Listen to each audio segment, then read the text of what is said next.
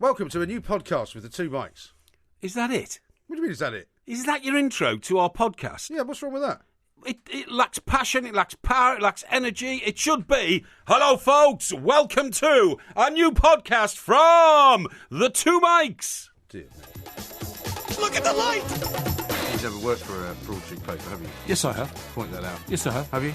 Have I? Have you? No, you haven't. No, I haven't. You've never worked for a broadsheet. Yeah, bearded weirdo.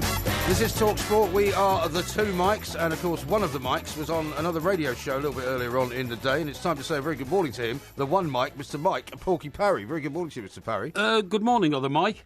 How are you? Yeah, I'm fine. Yeah, okay. What's your problem? What is your problem? This show's called The Two Mics. Yes, this show is called The Two Mics. Yeah. And you were on another show today with Max Rushden. Yes, I was. Mike and Max. Yes, that's right. Yeah. Max and Mike. He put out a tweet saying, you know, this could be the future. Did he really? Yeah, he did. Yeah. Oh, right. Okay. So has he got ambitions? Presumably you encouraged him in that. Has he got ambitions in that direction? Well, I think he must have liked working with you to such an extent that he wanted to continue doing so. He won't be the first person to have liked working with me, you know. It doesn't last long, though, does it? Most of the people you work with eventually quit. Well, I don't think so. I think Mr. Brazil's still here, you know. Yeah, but he's not working with you, though. Yeah, well, I mean, that's... Andy Townsend left. No, Andy Townsend didn't leave. Andy Townsend progressed into a different form of medium. Yeah, he went left. to do co-commentary on television. He left. So, no. Yeah, he did. Well, you know, Mr. Townsend may make a reappearance. I mean, what's the problem? Have you got nothing else to do? I mean, do you not have to work and do paperwork all day? Well, suddenly, you know, I hear your dulcet tones. Actually, I didn't hear you. Yes. It's only because of Twitter that I knew that you were on. Yes. Because everybody kept saying, what is going on? You've been stabbed in the back again by that ghastly turncoat Parry. No. I think what you'll find is a crisis arose. I mean, our very good friend Andy Jacobs, right? Yes. Took suddenly ill with a throat infection or something like that. That wasn't because he didn't want to work with Max, was it? Well, I mean, I can't comment on that, can I? I don't know. I have no idea. Well, you were sitting here for 3 hours with Max Rushden. Yeah, I know, but I didn't... Did he tell you anything? Has he worked with him before? Well, I didn't speak to Andy himself and say, Andy, what is the real reason why you're you're putting putting Max, that show? or did you just sit in sullen silence? No, I spoke to Max, but Max didn't know. Max was supposed to work with Andy, and all of a sudden Andy was not available. I see. So they needed a sub.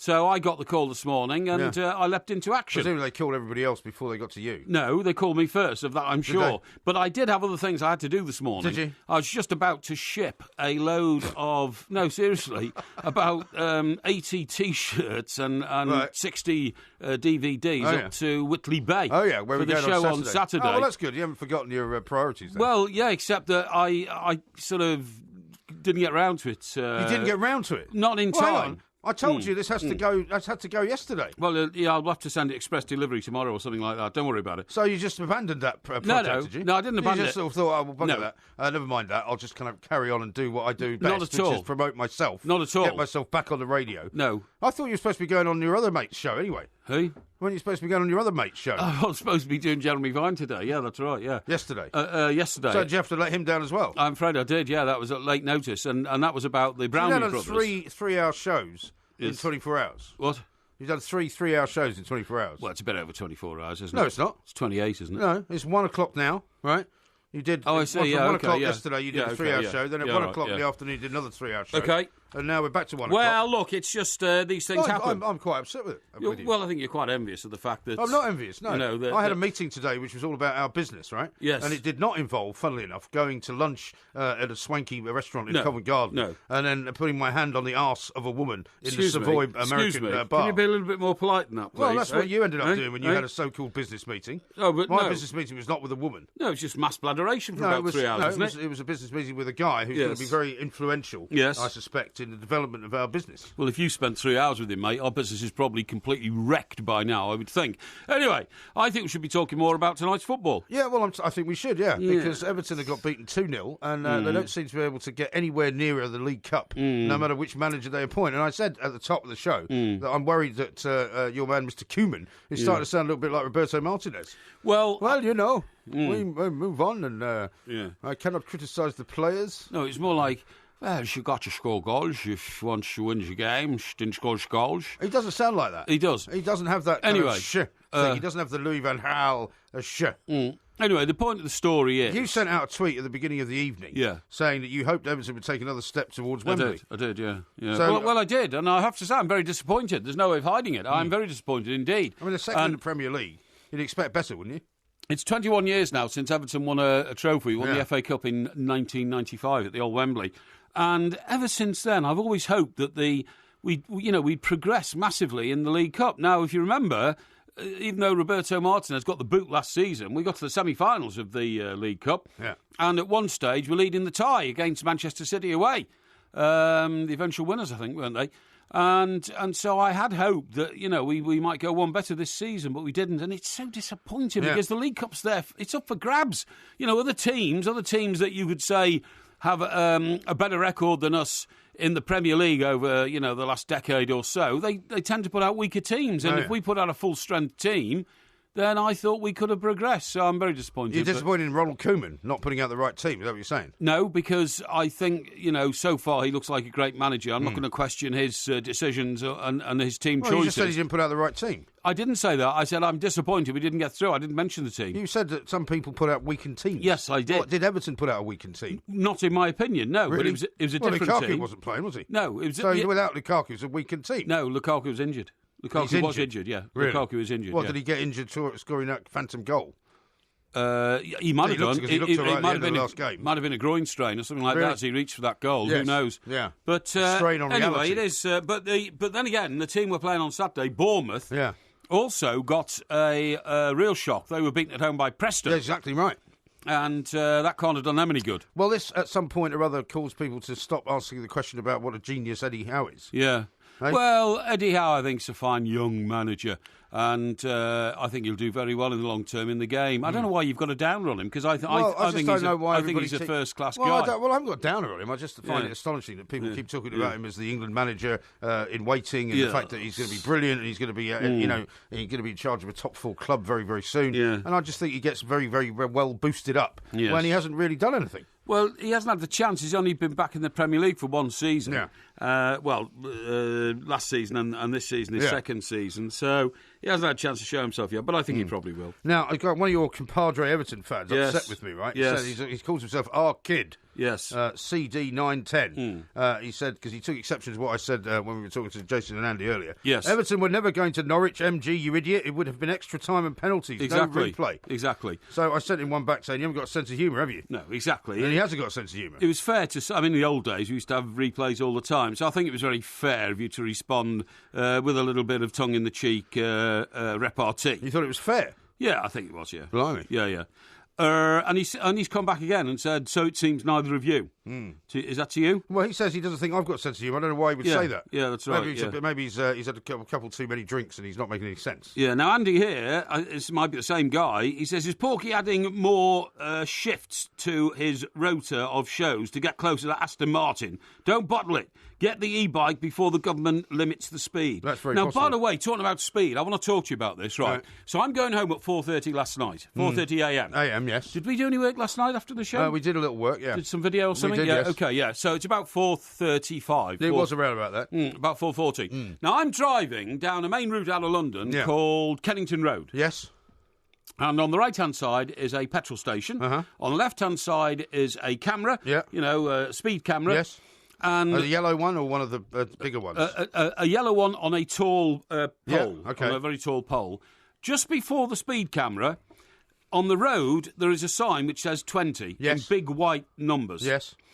On the lamppost before the speed camera, there is a sign which says 20. Yes. That is the first camera that has been calibrated in London. Is it? To do you for speeding if you go more than 20 miles an hour. How do you know that? Because it's the only one I've seen. What do you mean it's the only one you've seen? It's the only one I've seen that's marked as a 20-mile-an-hour camera. Nobody actually knows precisely how they've been calibrated. They have been. That one has been. How do you know that? Well, because I know this because of the stock speed limit in a built-up area where there are traffic lights, where there are lampposts, is 30 miles an hour. That's correct. Right?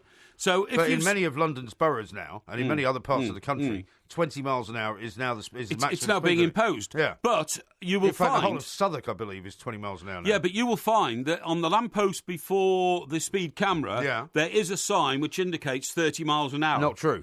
Because there's one in my road. Right. And there isn't a sign saying anything. Right. There is a 20 on the tarmac. Yes. But there's no actual sign on the lamppost or anything. And is there a camera? There is a camera, and it used to be calibrated at 30. Yeah. And nobody knows whether it's been recalibrated, so everybody basically goes past it at 20. No, that's calibrated at 30, unless there's a sign in front of it to say 20. I don't know if we know that. No, I think there is. The 20 at the moment, painted on the road, is a voluntary agreement to travel at 20, but it's usually because there's a school or something around. And the point point I'm making is that there's a blinking petrol station on one side and a row of terraced houses going right back off the road. What's those the petrol Regency station got houses. to do with anything? Well, the point is there's not a school there. There's no activity involving children or anything like that. That doesn't matter. The whole That's of Southwark what it's all about. is now 20 miles an hour. You just have to get used to it. Stop groaning about it, moaning about it. No. If you try to drive my car, a 3.5 litre engine in a Mercedes, you can drive at 20 miles an hour, just like everybody else. No, it's very, very difficult. Does it call itself a fastback in the owner's manual? No, I call it a fastback. You call it a fastback because it has got a fastback. Yeah, unlike you. You've got a sort of a crooked back. I'm not going to respond to that, you idiot. What I'm saying is... You see the time, by the way. Yeah, but never mind the time, because this is important. Why are you so worried about the 20 miles? Just do 20 miles an hour and be done it's with it. Ludicrous. Cars should not be expected to drive at 20 miles an hour. It is much safer. Can I tell you this? Can you? Right, how about this? If I was driving at 20 miles an hour, right, and according to that speed limit, if it so happened that Usain Bolt was on holiday in London. Usain Bolt? Yeah, and had decided to get up at 4:15 a.m. to go for a quick run. Yeah. He could actually overtake me. Yeah? Some bikes can overtake you. He could overtake me. Why does it bother you? Well, it bothers me because it's unnatural for a 3.5 litre fastback Mercedes sports machine to be going slower than Usain Bolt. It's a coupe, isn't it? Yes, that's right. Yeah, it's same thing. Fastback sports machine. Same thing. Yeah. And it's also the old model as well. It's not the old model. It is.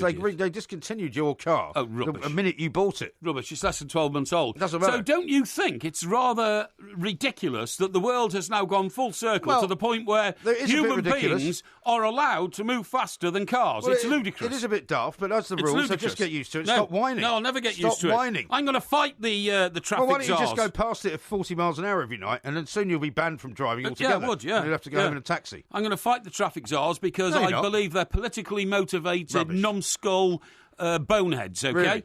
And people like that should be taught to know their place in society. They're not going to, push me around and tell me when I cannot drive my car. Well, you're going to have to stop talking for a minute because you're going to be pushed around by the producer of the show who's going to say you should have stopped about 2 minutes ago. This is Talk Sport. The Two Mics, simulcast across the UK on Talk Sport and Talk Radio.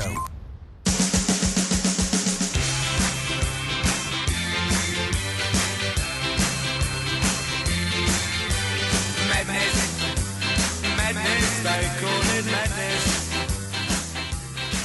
This is Talk Sport. We are the Two Mics. Coming up a little bit later on, it's Ask Porky, of course. So if you haven't yet had a problem solved by the Porkmeister live on air, now's the time to do it. Tweet us a question at the Two Mics, or of course, go and find our Facebook page where you can find a whole load of other stuff going on as well. Now, we've got an awful lot of reaction on your 20 mile an hour rant. Great. But first, how about this from Chris? Yeah. Mr. Parry is a traitor, no loyalty.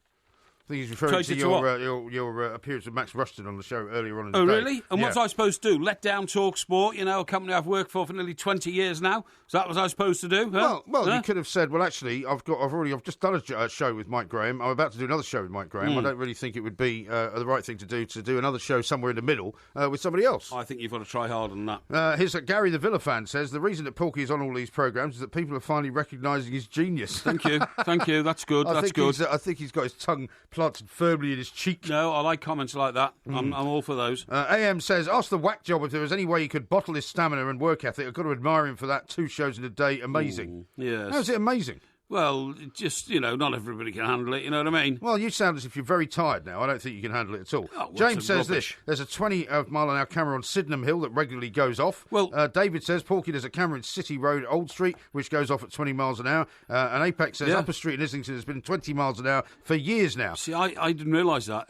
And in fact, apparently there's at least 6 cameras now which are properly calibrated to go off at 20 miles an hour. See, that's outrageous. I don't think it is outrageous. It's outrageous to make cars go at 20 miles an hour. That is nothing to do with road safety. That is the absolute blockhead people who run London saying, we tell you what to do, you don't tell us what to do, we're going to keep you in control. I mean, there are plenty of statistics. Down. There are plenty of statistics which will say that if you hit somebody at 20 miles an hour, you are much less likely to kill them than if you hit them at 30 miles an hour. Yeah. I'm not defending them doing it because one of the problems I have in life is that when you put a 20 mile an hour speed limit on a road, people start driving at 15, which a lot of people do. Of course they do. And how many people am I going to encounter at 4:30 a.m. on Kennington Road in London? Well, I don't know. None. But you might. Well, no, actually, none. You might might suddenly see some guy staggering around. No.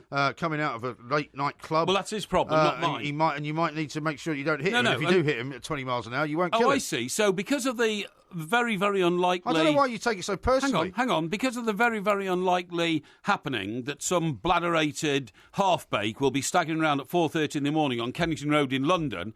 The whole of the world's traffic passing through that road has to drive at 20 miles an hour, 24 hours a day. It's ludicrous. Well, what's the point of getting wound up about it? Well, because it's the same... It's not going to change. You're not going to be able to change anything. You're not going to become like the toll puddle martyr of speed, are you? It's the same... You're not going to go and chain yourself to the railings of Parliament, are you? It's the same attitude to cyclists. Now, I've got some business in town on Thursday morning, OK? Business? Yes. Are you doing another show with somebody? No, things to do. And what are you doing? That's irrelevant, because what I'm saying is... I need to know what you're doing. I'm going to be here, and at 10:30 on Thursday morning, I shall take a picture of Blackfriars Road. Yeah. And if it's the same as it was last Thursday morning, there'll be a queue of traffic about 2 miles long, single vehicles, OK, going up to Blackfriars Bridge to cross the River Thames. Well, it won't be 2 miles long because the road's not 2 miles long. Going over the bridge to cross the River Thames. Meanwhile, parallel to that, and the same at width of tarmac, will be a completely empty strip of Black Road. It won't be, actually, if it's rush hour. No, it won't. You'd be wrong about that. No, I said 10:30, and 10:30 is not rush hour. Well, it happened this time last week. I haven't seen it at 10:30. Not a single bike...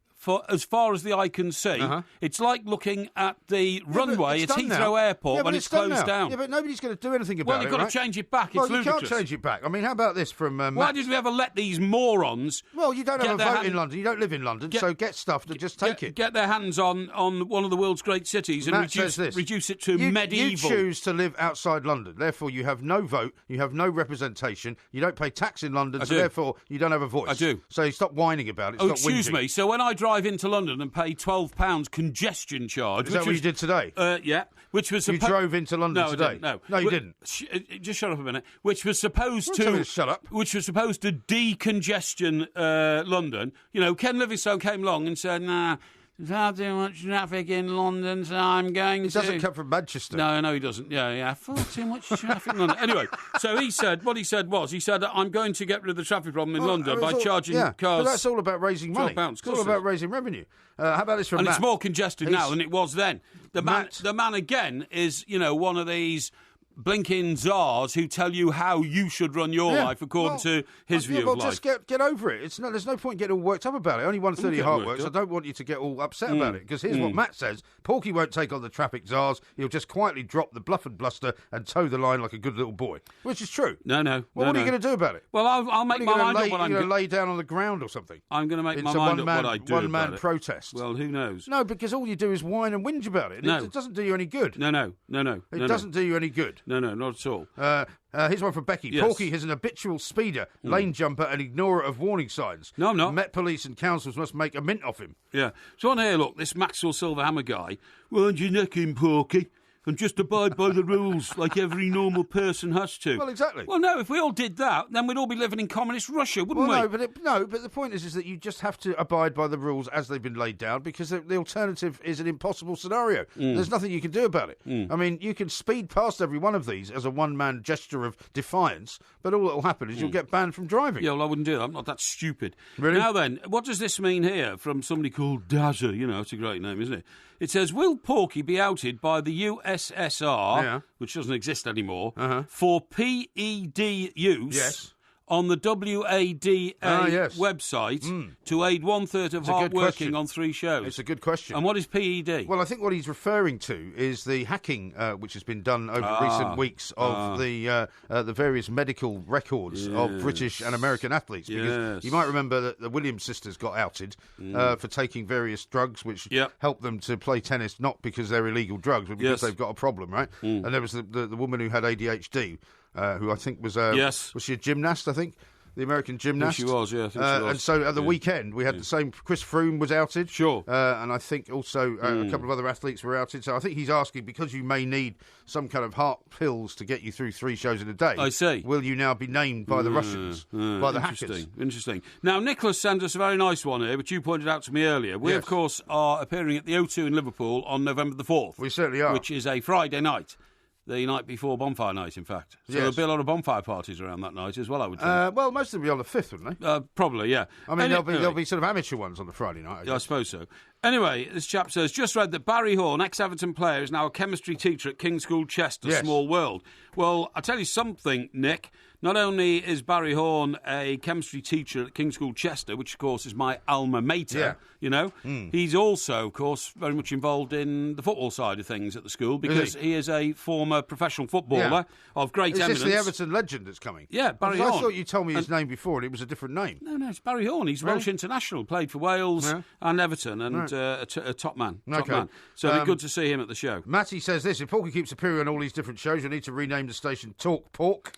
Well, Blaze says the 20-mile-per-hour speed limit is designed to reduce fatal road accidents with pedestrians and mainly children. Oh. Childless Porky won't care. Oh, well, I see. So I'm really sorry. At 4:35 a.m. yesterday morning, I noticed exactly no pedestrians, no children, no adults, and no human beings around on a road where I was reduced to the embarrassing spectacle of crawling along at 18 miles an hour in a powerful car that can go at 160 miles an hour, and it's ludicrous. You can't do that anywhere, can I didn't want to do 160 miles an hour. Have you ever driven it at 160 miles an hour? Of course I have, or nowhere near. What's the highest speed you've ever done in it? Within the speed limit. Oh, really? Yes. Really? Yes. What, you've never got over 70? Well, I believe that the speed limit should be 80, so I've done 80. You've done 80? Yes, so that's 10 miles an hour over the law? Well, yes, because I think that that's a fair assumption of what cars these days should be able to do. And in fact, at one time, there was a debate, wasn't it, a couple of years ago about raising it to 80. Yeah. And then, some half-baked knucklehead came along and said, no, I think we'll keep it at 70. You see, if you put it up to 80, you improve the economy by a whole 1%. That's rubbish. Absolute toddlers. You haven't got any evidence for that. I have. But what you should do, instead of bleating on and on and on in a pointless and completely and utterly irrelevant way,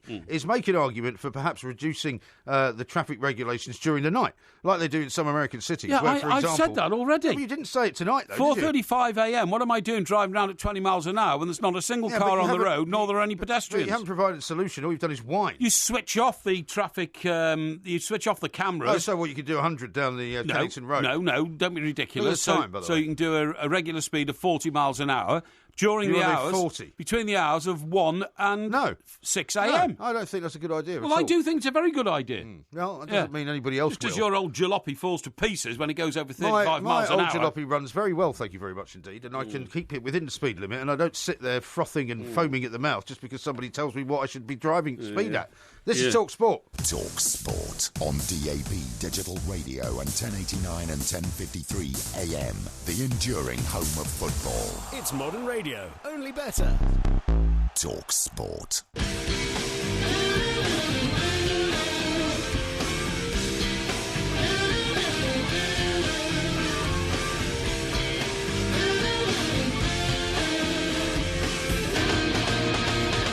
Talk Sport, we are the two Mikes. Max says this, if Porky's doing 40 or 50 miles an hour around the side streets at 4:30 a.m, he could end up knocking over an urban fox, which nobody wants. Well, no, I wouldn't want that either. I would hate to impose any sort of pain or suffering on an animal, but the whole thing's just gone completely ridiculous. You know, it's now every minority in the world now has the drop on the majority in society. So there are more drivers on the roads than there are cyclists, but cyclists get it. There are more cars on the road than there are pedestrians, but pedestrians get it. And the guys who don't get it are the motorists, the guys and the ladies, of course, because there's millions of ladies motorists. We just pay... Millions of lady motorists? Of course there are, Are you sure? Yeah, certainly. What, you mean the people allow them to drive? And the point is, we pay massive taxes to maintain roads and all that, and yet everybody else gets the advantage of the cost of transport. Well, it's outrageous. It's not that simple at all. I think you should stop moaning and groaning about it. Just get on with it. No, and attach yourself to something more important. Dazza says this. How is Dazza as a shortening of my name? Sillier than Porky. #plank. Well, I don't know. You see, you all know who I am. I am Porky Parry. You all know who I am. But Dazza is just like a Dazza, you know what I mean? You sound like a bottle of washing... No, like well, what's Dazza short for? A packet of washing up powder. Darren, probably. Darren, yeah. Well, so what's Dazza short for Darren? It's fine, isn't it? Yeah, but as a Twitter handle. It might not be. That's just when an are you assumption. going to change your Twitter, by the way? What do you mean? I've told you about this before. What? Well, there's no mention of the two Mikes on your Twitter account. Isn't there? My Twitter account says one half of the two Mikes. Oh, really? Currently on tour around the UK. Okay. Yours doesn't mention it. I'll ask somebody how you change it, Really? and I'll change it. Okay. Yes. Here's one from the Professor. If Parry's heart is as bad as he says it is, he shouldn't be driving. Well, it's not that bad, obviously. Oh, really? No, of course not. No, don't be silly. So a third of it actually is not what the figure is. It's 49% of it doesn't work. No, don't worry. I've been cleared by doctors and everything. I'm in great shape, really. Well, Marco I keep says telling this. you, I'm a medical miracle. Maybe if bulky roadhog Mike Parry did some cycling, you might whittle down his gross body mass and jumpstart the other 2/3 of his heart. Yeah, but the problem is, last time I had a bike, somebody nicked it. Yeah. And they nicked it after 3 weeks, and it cost me £400. So, I'm not terribly inclined to go and buy another one, just have it stolen. Okay. And Ashley says this. This is referring back to something you said, I think, on the show you did earlier with Max Rushden. Porky said he's too healthy to play walking football, better than the geriatrics who play it. Yes. Please ask him about that. Yeah, well, that's true. I mean, I think walking football's a bit of a nuisance. I allied it to the fact that, next door here to Talksport Towers, we have a tennis court, right? Yes. But at the moment, it's being used as a netball court because the tennis season's over. Well, I think it's a sort of double-use thing, isn't it? Double use. I think you're right. They've got a hoop on either end of it, but they've also got a tennis court. Yeah, that's right. Yeah, but whenever I've walked past it recently, it's been used for netball. Uh-huh. Now, I didn't realise, because, you can take an interest in netball because of the Neville brothers' sister, Tracy, who is our national netball there's lots manager. of reasons you can take an interest in netball. Yeah, well, I'm saying that it's got like a lot of personalities in it, And but not the ones playing down the road. No, but I mean... They're just ordinary women playing netball. Well, I totally agree, but then... Nothing wrong with ordinary women playing netball. No, of course not, but the people across the road playing football are ordinary blokes playing football. Yes. So there's nothing wrong with that either. I didn't say there was. So I don't know what point you're making. But anyway... Well, I don't know what point you're making. Well, the point of my story is that I only realised, walking past and watching it, that netball players don't move when they're in possession of the ball. Did you know that? Well, of course, that's They're one of the like rules. Statues. Yeah, that's one of the rules. No, I didn't know that. Know I that? thought you ran around, you throwing told me you a ball played at each other. netball when you were at King's School, Chester. I didn't play netball, Yes, you idiot. did. You told me you played netball. No, basketball. I played You played basketball? Yes, that's right, yeah. What are you laughing at, you idiot? Well, what was it, basketball for midgets? I mean, why would you play basketball? You're the smallest guy in the team, were you? No, when we were about 12 or 13, everybody was the same size. So you played basketball with Why were you with the same size as everybody else? Because people at the age of 12 are all the same they're size. Not. Yes, That's they are. rubbish. No, they are. My son is 12, right? Yeah. I watch him coming out of school. They're not all the same size. Yeah, well, you know what I mean. I mean, kids are about the same size, aren't they? No, they're not. So when you're playing netball at the age of 12, you have baskets which are only like 2/3 the height of a normal basketball basket. Really? Yes. What are you laughing at? What's your problem? Because I find the idea of you playing basketball ludicrous. Why? Because you're not tall enough to play basketball. You don't have to be that tall to play basketball. Well, what, have you seen the height of the guys in the NBA? Yeah, but you've got to remember that when I... 6'7" is a sort of average height. Hang on, when I was a darts player, I was known as Dead-Eye Dick. Well, you say that, and but I I've had never that seen ability. I've never seen any evidence of your darts. Do you know what I was expert at in basketball? I don't know. Cheating. No, you idiot. The penalty shot from the edge of the circle. Oh, yeah. I never missed. How many points did you get for that? 2. Really? Yes. A 2-pointer? Yes. You sure you didn't get 1? 2. You don't get 2? You do get 2. No, you get 1 normally. No, you get 2. You normally get 1. No, you get 2 No, you in don't. certain respects. It depends what it's awarded for. Uh-huh. And you get 2. Really? How were you at 3-pointers? Sorry? How were you at 3-pointers? 3-pointers? Yeah. Well, that's got to be when you're active in play. Yeah. Right? Yeah. Yeah. Pretty good. I Yeah. could score one of those from a good 20 yards. Right. Or something like so that. I feel like we should have a little competition And then. bounce it off the... Well, why don't we have a competition? Bounce it off the backboard. Well, why don't we have a competition? What sort of competition? Well, we'll just go down the road, right, where the hoops are, and you can stand on the free throw line. Yeah. And you can and show us how you never miss. Yeah, okay. And we'll see how many you get out of 10. Yeah, okay, that'll suit me. You think you get 10, will you? No, I might not get 10, but Well, I get 8. you said you never missed. I'll get 8. Well, you said you never missed. Yeah, but I mean, when I say I never miss, I was only taking 2 at the same time, because you only get 2 chances, don't you? Sometimes you get more. Yeah, well, you sometimes do, but I mean, I mostly... So what was your position then as a basketball player? Huh? What was your position? What's your problem? Because I know when you're lying. No. What was your position? Well, I was an attacker. You're an attacker? Yeah. Really? Yeah. Not a guard? They don't have guards in basketball. Yeah, they do. Even I know that. Yeah, they do. No, they don't. Rubbish. You've never played basketball in your life. Of course I have. You're talking absolute utter bolloxios. No. I can tell no, when no. you are not telling the truth. No, that's not true. Anyway, I don't know even All right, know well, what we're I'll tell you talking what about. we'll do. The next time we're working during the day, Yes. or the next time we're around the office during the day, we'll get a basketball from your local sports direct. Yeah, I agree. And you can get a free Pierre Cardin shirt while you're at it. Yeah, good And idea. we'll go down to the hoop, Yeah. and I'll film you shooting baskets. Yeah, okay, that's fine. That What do you suits me. think? Suits me. Right. Now then, what we should be talking about is there's an exclusive story on the back of the Daily Mail. Is there? And it says that Jack Grealish, the boy who was picked up and waved around by my old mate Tim Sherwood when he scored his first goal for Villa, has been caught again in the middle of another hippie crack storm. Oh dear, because they've only just signed him to a big new contract, haven't they? Have they? I don't know. Yeah, It says, I think they have. It says the Aston Villa midfielder. This is a claim by Mike Keegan in the Daily Mail. It says exclusive, but we have no evidence to back up this story. Yeah. It says the Aston Villa midfielder 20. Just read it out then. Yeah, that's right, yeah. Well, it's up for us to allow the listener to make up their own mind. Okay. The Aston Villa midfielder infuriated hotel guests with a raucous early hours party after his club's 0-0 draw with Ipswich Town on Saturday. Oh, yeah. It is claimed. Yeah. Unruly bash, it's being described as. Unruly bash, Been golly. to a few of those in our time. Yeah. Where were you reading that? Is that... On the back of the Mail. Oh, really? Okay, yeah. It's in the third paragraph. Oh, yeah. It's So I have an ability to pick out the salient words and pass them on to the audience as opposed to reading it word for word like you do. It says, a source told Sportsmail that Grealish and friends woke up stunned hotel residents. Yeah, they didn't wake up stunned, with an unruly bash in their rooms. Said that featured balloons. I picked out the two words of that paragraph that are salient, i.e. the unruly bash bit. Yeah, their rooms that featured balloons containing nitrous oxide known as hippie crack. Sources close to Grealish, who had to apologise to then Villa manager Tim Sherwood in 2015 after pictures emerged, went on to say they deny that Grealish inhaled from them. So that's the position. So the suggestion is that there may have been balloons, but there's no suggestion that he was in any way involved in breathing from them. Well, friends are saying he did not, okay? Yeah. So that's why Aston Villa have confirmed that they're aware of allegations regarding the incident and they are investigating it internally. Yes, that's right. It's a very short story. Yes, very short story. Not very many details. No. So I would give him the benefit of the doubt for the moment. Definitely. But he has, I believe, just signed a new contract with Aston Villa. And you would have hoped that he wouldn't get involved in that kind of behaviour, Well, you would really, wouldn't you? I thought you wanted to talk more about Brangelina, which is on the front page of all the papers. What's that? And there's quite a few what you might regard as lurid allegations about Mr. Brad Pitt and his extracurricular horizontal refreshment scenario. That's right. What's that song that goes Brangelina? Brangelina.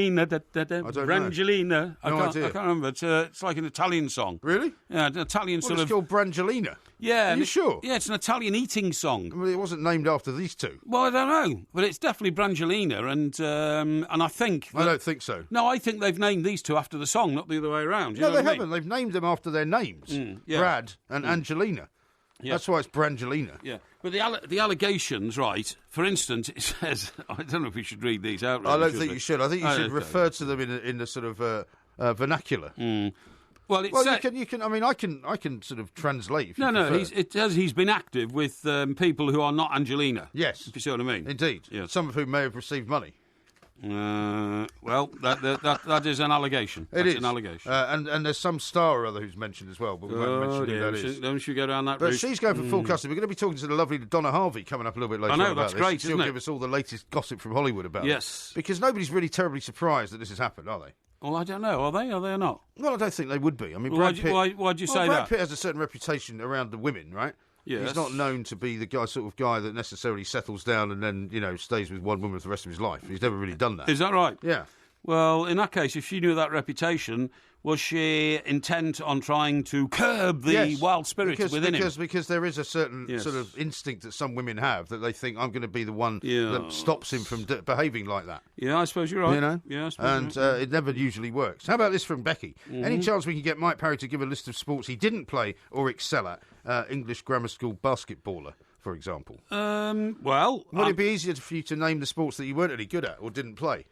Well, I mean, there's thousands of sports. There's hundreds of sports that take place in the Olympics. I mean, for instance, I've never got involved in ice hockey. Haven't you? No. We talked about that last night, didn't we? We did, yes. The World Cup of Hockey. That's right. I've never played... what have I... You see, I've done the long jump. I've done that. Yeah, I did the long jump. How long did you get? Well, How far did you jump? Well, how do I know? It was years ago. What do you mean, how do you know? How do you know? Well, you would remember how far you could jump. Did the high jump? How high?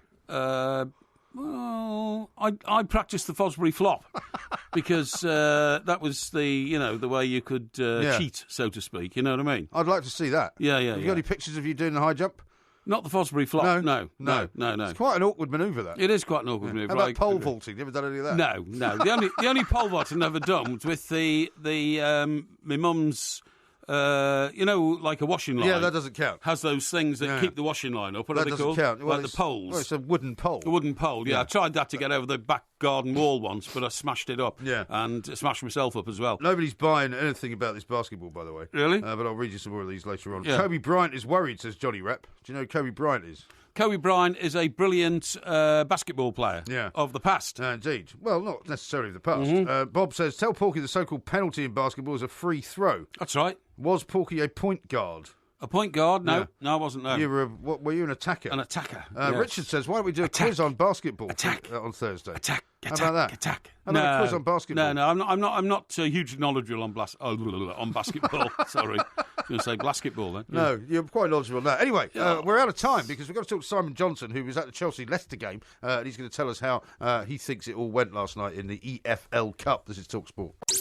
The Two Mikes, simulcast across the UK on Talk Sport and Talk Radio.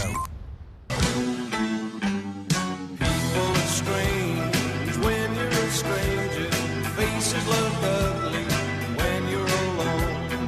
Women seem wicked when you're unwanted.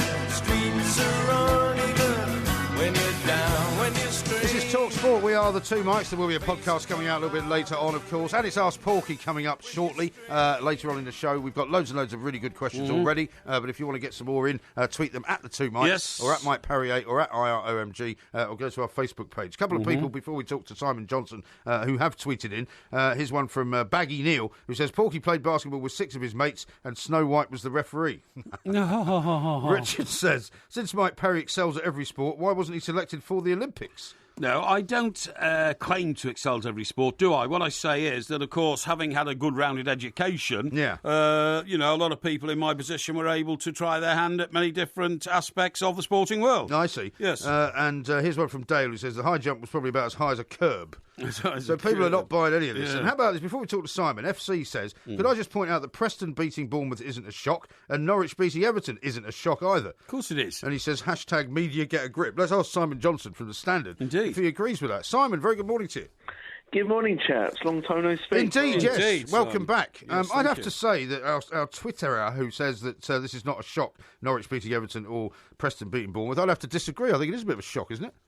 Absolutely. It's always a shock when Premier League sides lose, and I think particularly Everton, given the form they're on and the clear, obvious, brilliant progress they're making on Ronald Koeman, for him to lose his first game at home against a Championship club is a disappointing result, and I think Everton fans will be gutted they're out of the competition. Yeah, we are. Well, as Mike said earlier, it's 21 years since you won a trophy. That's right. And you've always been quite partial to perhaps getting as far as you can in the league. Well, the thing is, Simon, as you know probably better than me, for a club like Everton, unless we do a Leicester this season, there's only 2 trophies available, the FA Cup and the League Cup. So why on earth don't the managers of these, good, strong, sort of what you'd normally call middle-table clubs put a real effort into trying to win the League Cup? Because that's the one in which elite teams have a reputation for fielding weakened sides.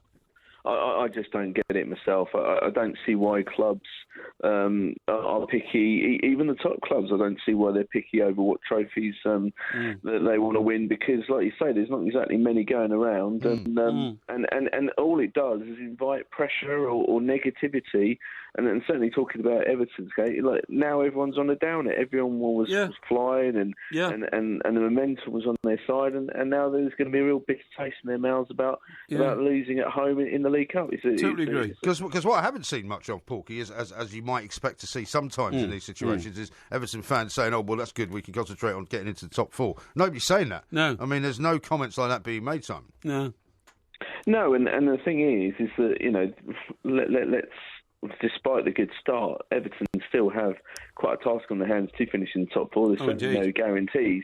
And if at the end of the season there's no trophy and there's no top 4 football, then what's the point in playing a weakened side? It's something that happens every season and something that baffles me, I have to say. That's right. And Bournemouth, of course, our only consolation is we're playing Bournemouth on Saturday, and they that's right. And they go out to Preston. So now my colleague here, old Mike Graham, do you know what he's saying, Simon? He's saying, well, this vindicates my point of view that Eddie Howe is a bit of a fraud. I've never said fraud. That's what you think. That is rubbish. Well, what have I've you said said is about it? I think that the praise that he gets for doing such a brilliant job at Bournemouth is a little bit over the top. That's what I think. What do you think? Well, what I would say is that, of course, Eddie Howe has been linked with some very high-profile jobs. Yeah. Arsenal being one of them, and there was even mention of him perhaps being an England manager. An England job, exactly. And you sort of think, well, outside of Bournemouth, which let's be honest, it's still an achievement what he's done there. He's had one failed spell at Burnley. He's never really managed in pressure situations in the higher echelons of the league and top competitions. And I think before he can really be taken seriously for a job like Arsenal for England, he has to take another job where he proves he a step up. Let's just say up the league, where he comes under the scrutiny of the pressure of week to week. But why is it though, Simon? Must-win game. Because you have to stand accused, as many of those people in the media do, of sort of bigging him up, right? Because I don't understand why he gets bigged up to the extent that he does. Because he's played, obviously, a very good level of football for a long time on a low budget and got Bournemouth up the leagues. Now, of course, Bournemouth's got a bit more money now, but still fighting against much bigger budgets in the division. He's a young English manager, and of course, we naturally, I think, are hoping that we can unearth the jewel from within our own ranks rather than looking abroad. But look, I'm one that look, I'm not going to lie. I write from an Evening Standard. I don't get to see Bournemouth that often, but I am one of those that let's not get carried away with this guy. He's still very young, and I think it's a totally different pressure from being almost in a no-lose situation where he's at Bournemouth to being in a must-win situation, a much bigger club where you can't afford a defeat because your job is on the line very, very quickly. Yeah, no, absolutely right. Now, Simon, what do you think about this latest sort of outburst from Jose Mourinho? Stars still scarred by the Van Gaal era. I mean, crikey, are we running out of excuses a bit here? I think so. No, I don't think with Mourinho he'll always have another one round the corner. I think Mourinho really is not doing himself any favours, not for the first time in his career. But he's too busy pointing fingers at other people to blame. And look, at the end of the day, the buck stops with him. He was expected when he was brought into Old Trafford to take them back to the promised land and winning major titles. But at the moment, all he looks like is just the Chelsea manager that left with his tail between his legs last December and looks a shadow of the man. But what's interesting, Simon, is that this kind of behaviour by Mourinho used to happen kind of 2 years in. It's now happening at Manchester United 2 weeks in. I mean, he's cut to the chase, and he's gone straight from joining the club to just dissing everybody around him and preparing for his exit within a month. I hesitate to use the Monopoly reference, the obvious Monopoly reference, but it almost feels like we have skipped past gone directly to jail. I was actually at Watford on Sunday when he was losing his rag with the Manchester United press officer there, and the players walking glumly past me, looking sort of flat, and just as Chelsea players were walking past me in very similar circumstances just 9 months ago. I just think that this is a guy that is almost sort of forgotten. He's lost his magic touch and is struggling to recapture it. Right. And finally, Simon, because time is short, what is your response to the incredible news that Brad Pitt and Angelina Jolie have split up? I'm not sure how I'm going to sleep tonight. That's a ridiculous question. I was going to ask you about Conte and Chelsea and what's actually going on. Well, I think that was more interesting. I think that was more interesting, to be honest. We all know about Conte and Chelsea. Well, the question is, will Conte last as long as Angelina and Brad's marriage? Well, 2 years. Yeah, who knows? Well, it would be a challenge for him, but it looks like, despite having a reputation for being a defensive coach, he's going to have to rely on his players to score more goals in the opposition. Put it this way, Chelsea's defending at the moment is worthy of one of those Christmas own goals and gas videos. Yeah, because, really. Just as well they brought David Luiz in then to shore it all up. Absolutely. It's not going to be dull, lads. Put it there. No, certainly not. It's going to be very interesting. Simon, thank you Simon, very much. thank you very much indeed. Appreciate it. Simon Johnson there. Sorry from, about the bad manners of my Evening co-presenter. Standard. Don't worry about that. I'm surprised you can remember what you said 5 minutes ago. You said knackered. How about this from JPK? Nothing wrong with the indefatigable and sedulous Mike Parry for his 2-time shift. His industrious nature, despite his condition, should be commended. Thank you. So that was a bit of a backhanded compliment, but a compliment nonetheless. Absolutely. Now, we've got loads more coming up in the next Certainly hour. have. LaDonna Harvey's going to join us. She's going to tell us all about Brangelina. By the way, one of our tweeters has said, Jamie has said, I think the Brangelina song that Porky was on about might be That's Amore by Dean Martin. So we'll maybe play that and see if that's right. No, it's not. No. This is Talk Sport. We are the Two Mics. A couple of people are helping you out with your long-lost song, by the way. Oh, yes. Both Paul and David Yeah. have tweeted at the Two Mics to say the song you're talking about is Angelina by Louis Prima. Angelina. Prima. That's it. An oldie but a goodie, like Porky, says David. Yeah. And apparently, according to Paul, he's more known to be the voice behind King Louis in Jungle Book. Oh, is he? Oh, okay. Well, that is definitely the song, and So it's not Brangelina, it's Angelina. Yeah, it's Angelina. Yeah, but it sounds very similar, doesn't it? Well, And, it does. Well, Angelina and Brangelina sound exactly the same, except with a BR at the front. That's absolutely right. I first spotted it in an advert about 2 years ago. I remember it was an advert about a young couple who lived in a flat, and he'd invited some friends round. And she told him to go out and get all the ingredients for the food, and he was running around Borough Market. Actually, Oh, was he? Yeah, that's right. Getting all the goodness old, me, that's a very good memory. Yeah, absolutely. Angelina, the waitress at the pizzeria. Apparently, the song is also known as Luna Mezzomare. Oh, really? Oh, that's interesting. Right, that's good. Now then, you won't believe this, but you know my good pal Liam Gallagher? Oh, yeah. 44 today. Is he? Yeah. You're going to wish him a happy birthday? It's going to wish him a happy birthday, Liam. Happy birthday, He's pal. listening. I know you're a regular listener. Why And, don't you send him a tweet? well, I'm not going to send you a tweet, and don't worry about all that abuse you sent me, because honestly, I never took it personally. In fact, actually, it's quite an honour, really. Well, I was reminded of it, actually, the weekend. You may have Yes. seen that tweet I put out, because there was a great documentary about Kenny Rogers. Yes, that's right. On, yes. on BBC 4. I know, which does great. an awful lot of very good late night sort of musical documentaries. And a lot of people think I resemble Kenny Rogers. Well, including Liam Gallagher. Exactly, Who called yeah, you yeah. a bleep Kenny Rogers. Yeah, that's right, he does, yeah, you know. Oh, Ruby, don't take His your life love was to town. rather turned upside down by an expose in one of the tabloids, wasn't it? Which is part of this documentary. Oh, he I had a see, very okay, happy yeah, marriage fine. for many, many years. Yeah. But as he became more and more famous in his later... Because he sort of became more famous later on Yeah, he did, in his career, you know, Yeah. when everybody thought he was finished. Yeah, that's right. And as one of his producers was interviewed, said on the show, Yes. he sort of had a bit of a midlife crisis. Really? And he went off and you know, dabbled with a couple of other women. Oh, really? And was exposed by a National Enquirer, and his Well- wife left him. Well, that can happen. You picked a fine time to leave me, Louise, for hungry children I don't think it's and Louise. a crop in the field. It's Lucille. Lucille, that's not it. Yeah, Louise. that's it. Yeah. Who's Louise? I don't know who Louise is, but Lucille anyway.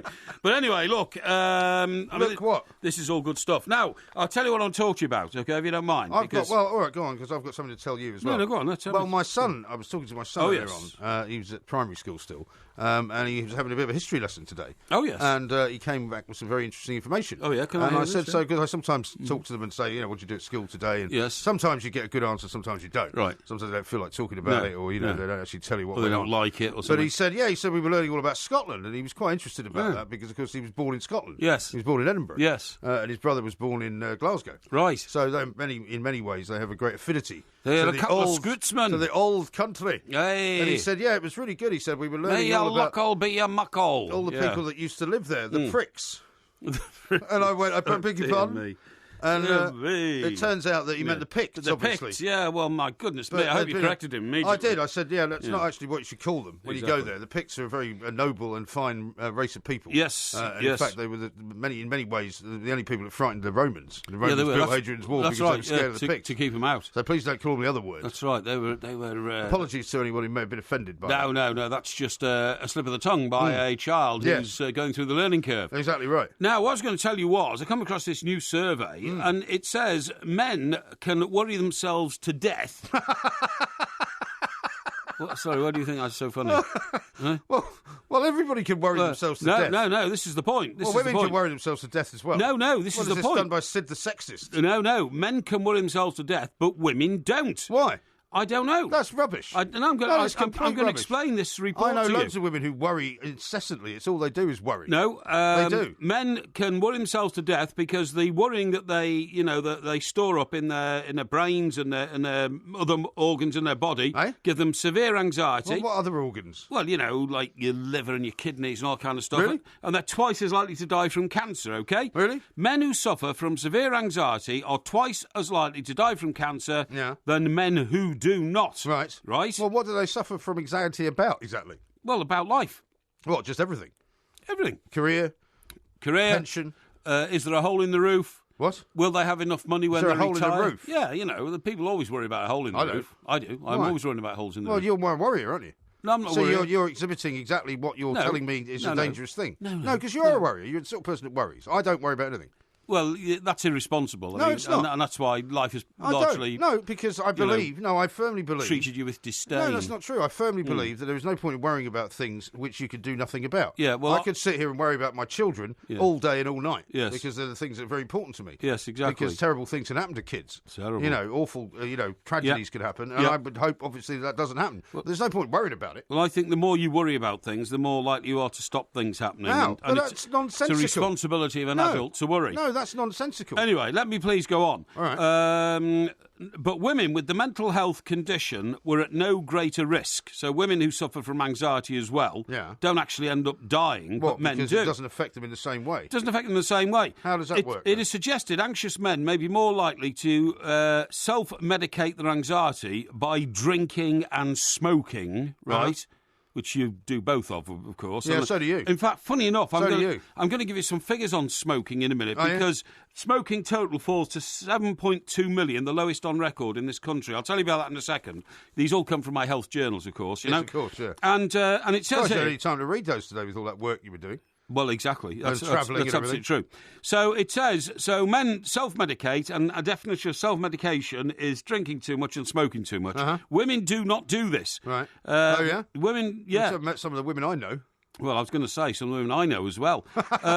It says women may also be quicker at going to the doctor. Right. I'm sure that's true. Yeah, and that allows doctors to suggest treatment more quickly, even if it's going to lead to cancer. They can detect the cancer more quickly, okay? Yeah. So this study says that one of the sort of unrecognised illnesses in this country is anxiety disorder, which affects, millions of people, literally. Yes, of course. The disorder is characterised by excessive, uncontrollable worry about many areas of life. Do you think part of the responsibility for the worriers, though, is the government constantly warning you that all these terrible things could happen to you? I think you're right. If you eat this, if you drink that. I think you're right. If you have too much of this and not enough of that. I think you're right. People have been driven to the state of anxiety by the government. I totally agree with you. It goes on to say symptoms can include muscle tension, insomnia, an inability to concentrate, and restlessness, okay? Yes. A total of 126 men... which was 1.8% of this particular study, and 215 women, which is 2.4%, were found to have the disorder in the study. But over a 15-year follow-up period, men would die much more quickly than women. Yeah, but you see, once again, whenever they do these studies, and I'm sorry to question it, but I always question it because there could be many reasons why those figures are the way they are. There could be loads of reasons why the men are dying younger. I mean, generally speaking, men die younger than women anyway now. They do. They're about a year or two younger. Yeah, so I mean, it might be to do with any number of things. Maybe nothing to do with anxiety. But anyway, Olivia Reams, R-E-M-E-S, who is a mental health researcher at the University of Cambridge, so it's a very fine institution, obviously, said in the past there have been inconclusive studies of the relationship between cancer and anxiety. However, our study is the largest one to look at this relationship. We found that men with generalised anxiety disorder are over twice as likely to die of cancer as men without this condition. This holds true even after taking account a range of additional factors such as age, major chronic diseases, serious mental illnesses, smoking, alcohol, physical activity and medication. Now, you see, I can understand all that because one of the most anxiety-ridden moments of my day is when the mail comes through the door. Not through the door, through the letterbox, actually. And you thought you sealed that up, haven't you? No, my buzzer doesn't work from downstairs. Well, how does the guy get up to put the letters through your door? He does that because he's allowed to enter between sort of 8 and 8:30 in the morning. Oh, yeah. And How does he get past the old drug dealer's wrought iron gate? Well, it doesn't. There's a space in it to the letterbox. Oh, right. Yes, Okay. yes, absolutely. So I always find that very anxiety-driven, don't you? Opening mail. Why? Well, because you never know what's going to be in the envelopes, That's do rubbish. you? You know, there could be... That's rubbish. No.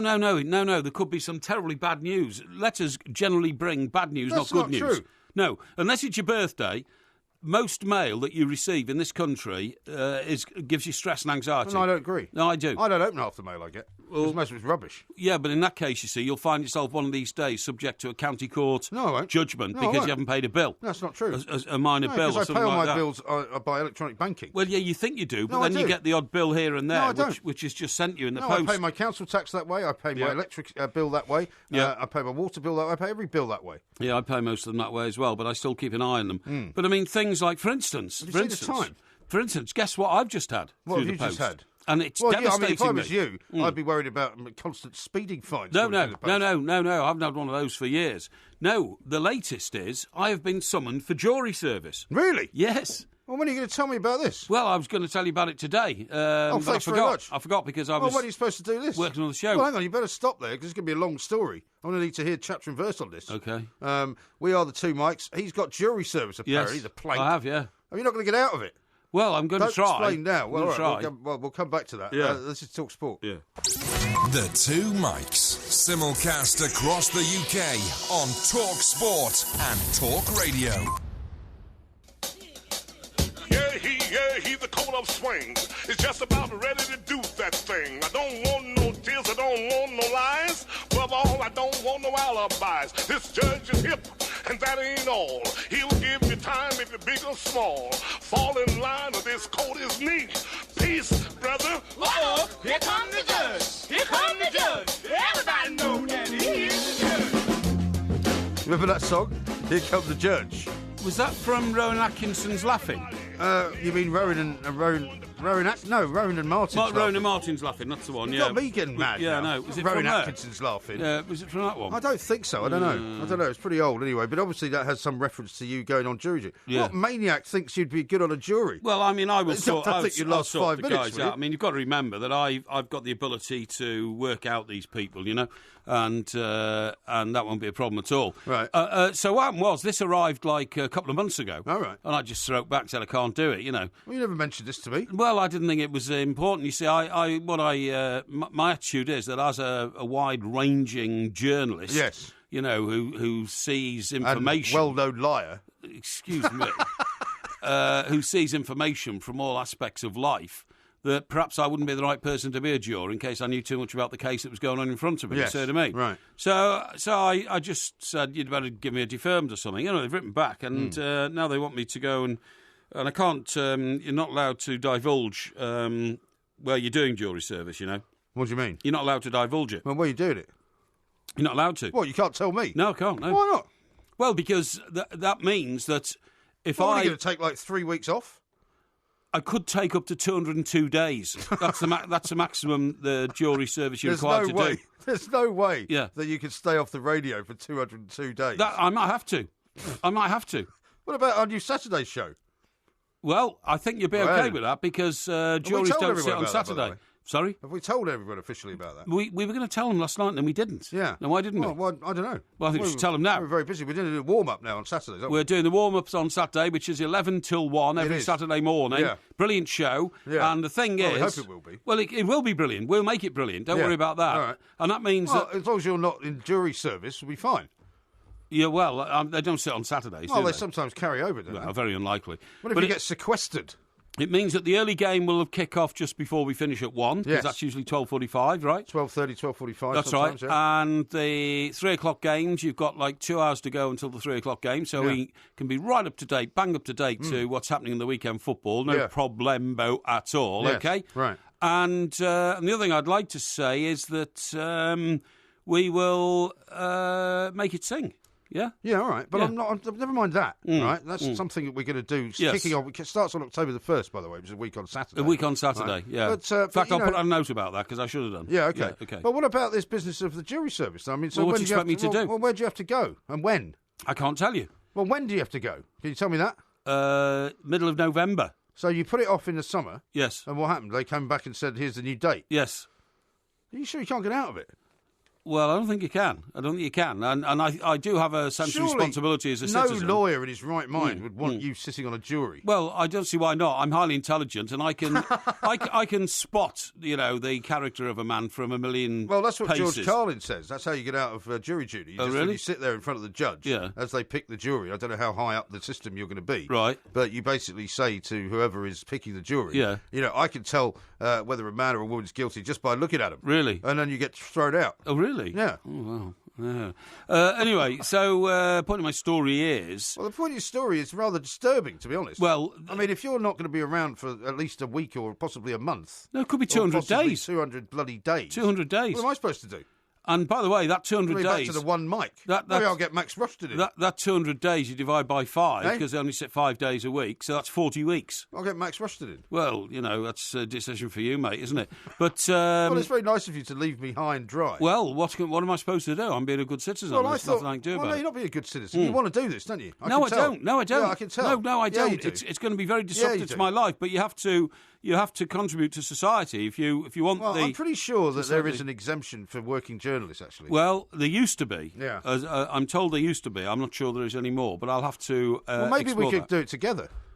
Can you ask them if I can come as well? No, because that's not the way it works. Really? It's not the way it works. You don't choose. Do you have to do it in the area in which you live? Not necessarily. It could be anywhere. Now, the point is... My father did jury duty once. Oh, yeah? And he got told off by the judge because he was sitting there drawing. Right. Because he used to draw little pen portraits of people in cartoons and stuff like that. Yes. And the judge actually asked for the paper that he was writing on to be brought up before the beak, and he examined it and told him he thought they were quite good. But would he please refrain from doing it? Really? Yeah, that's very nice.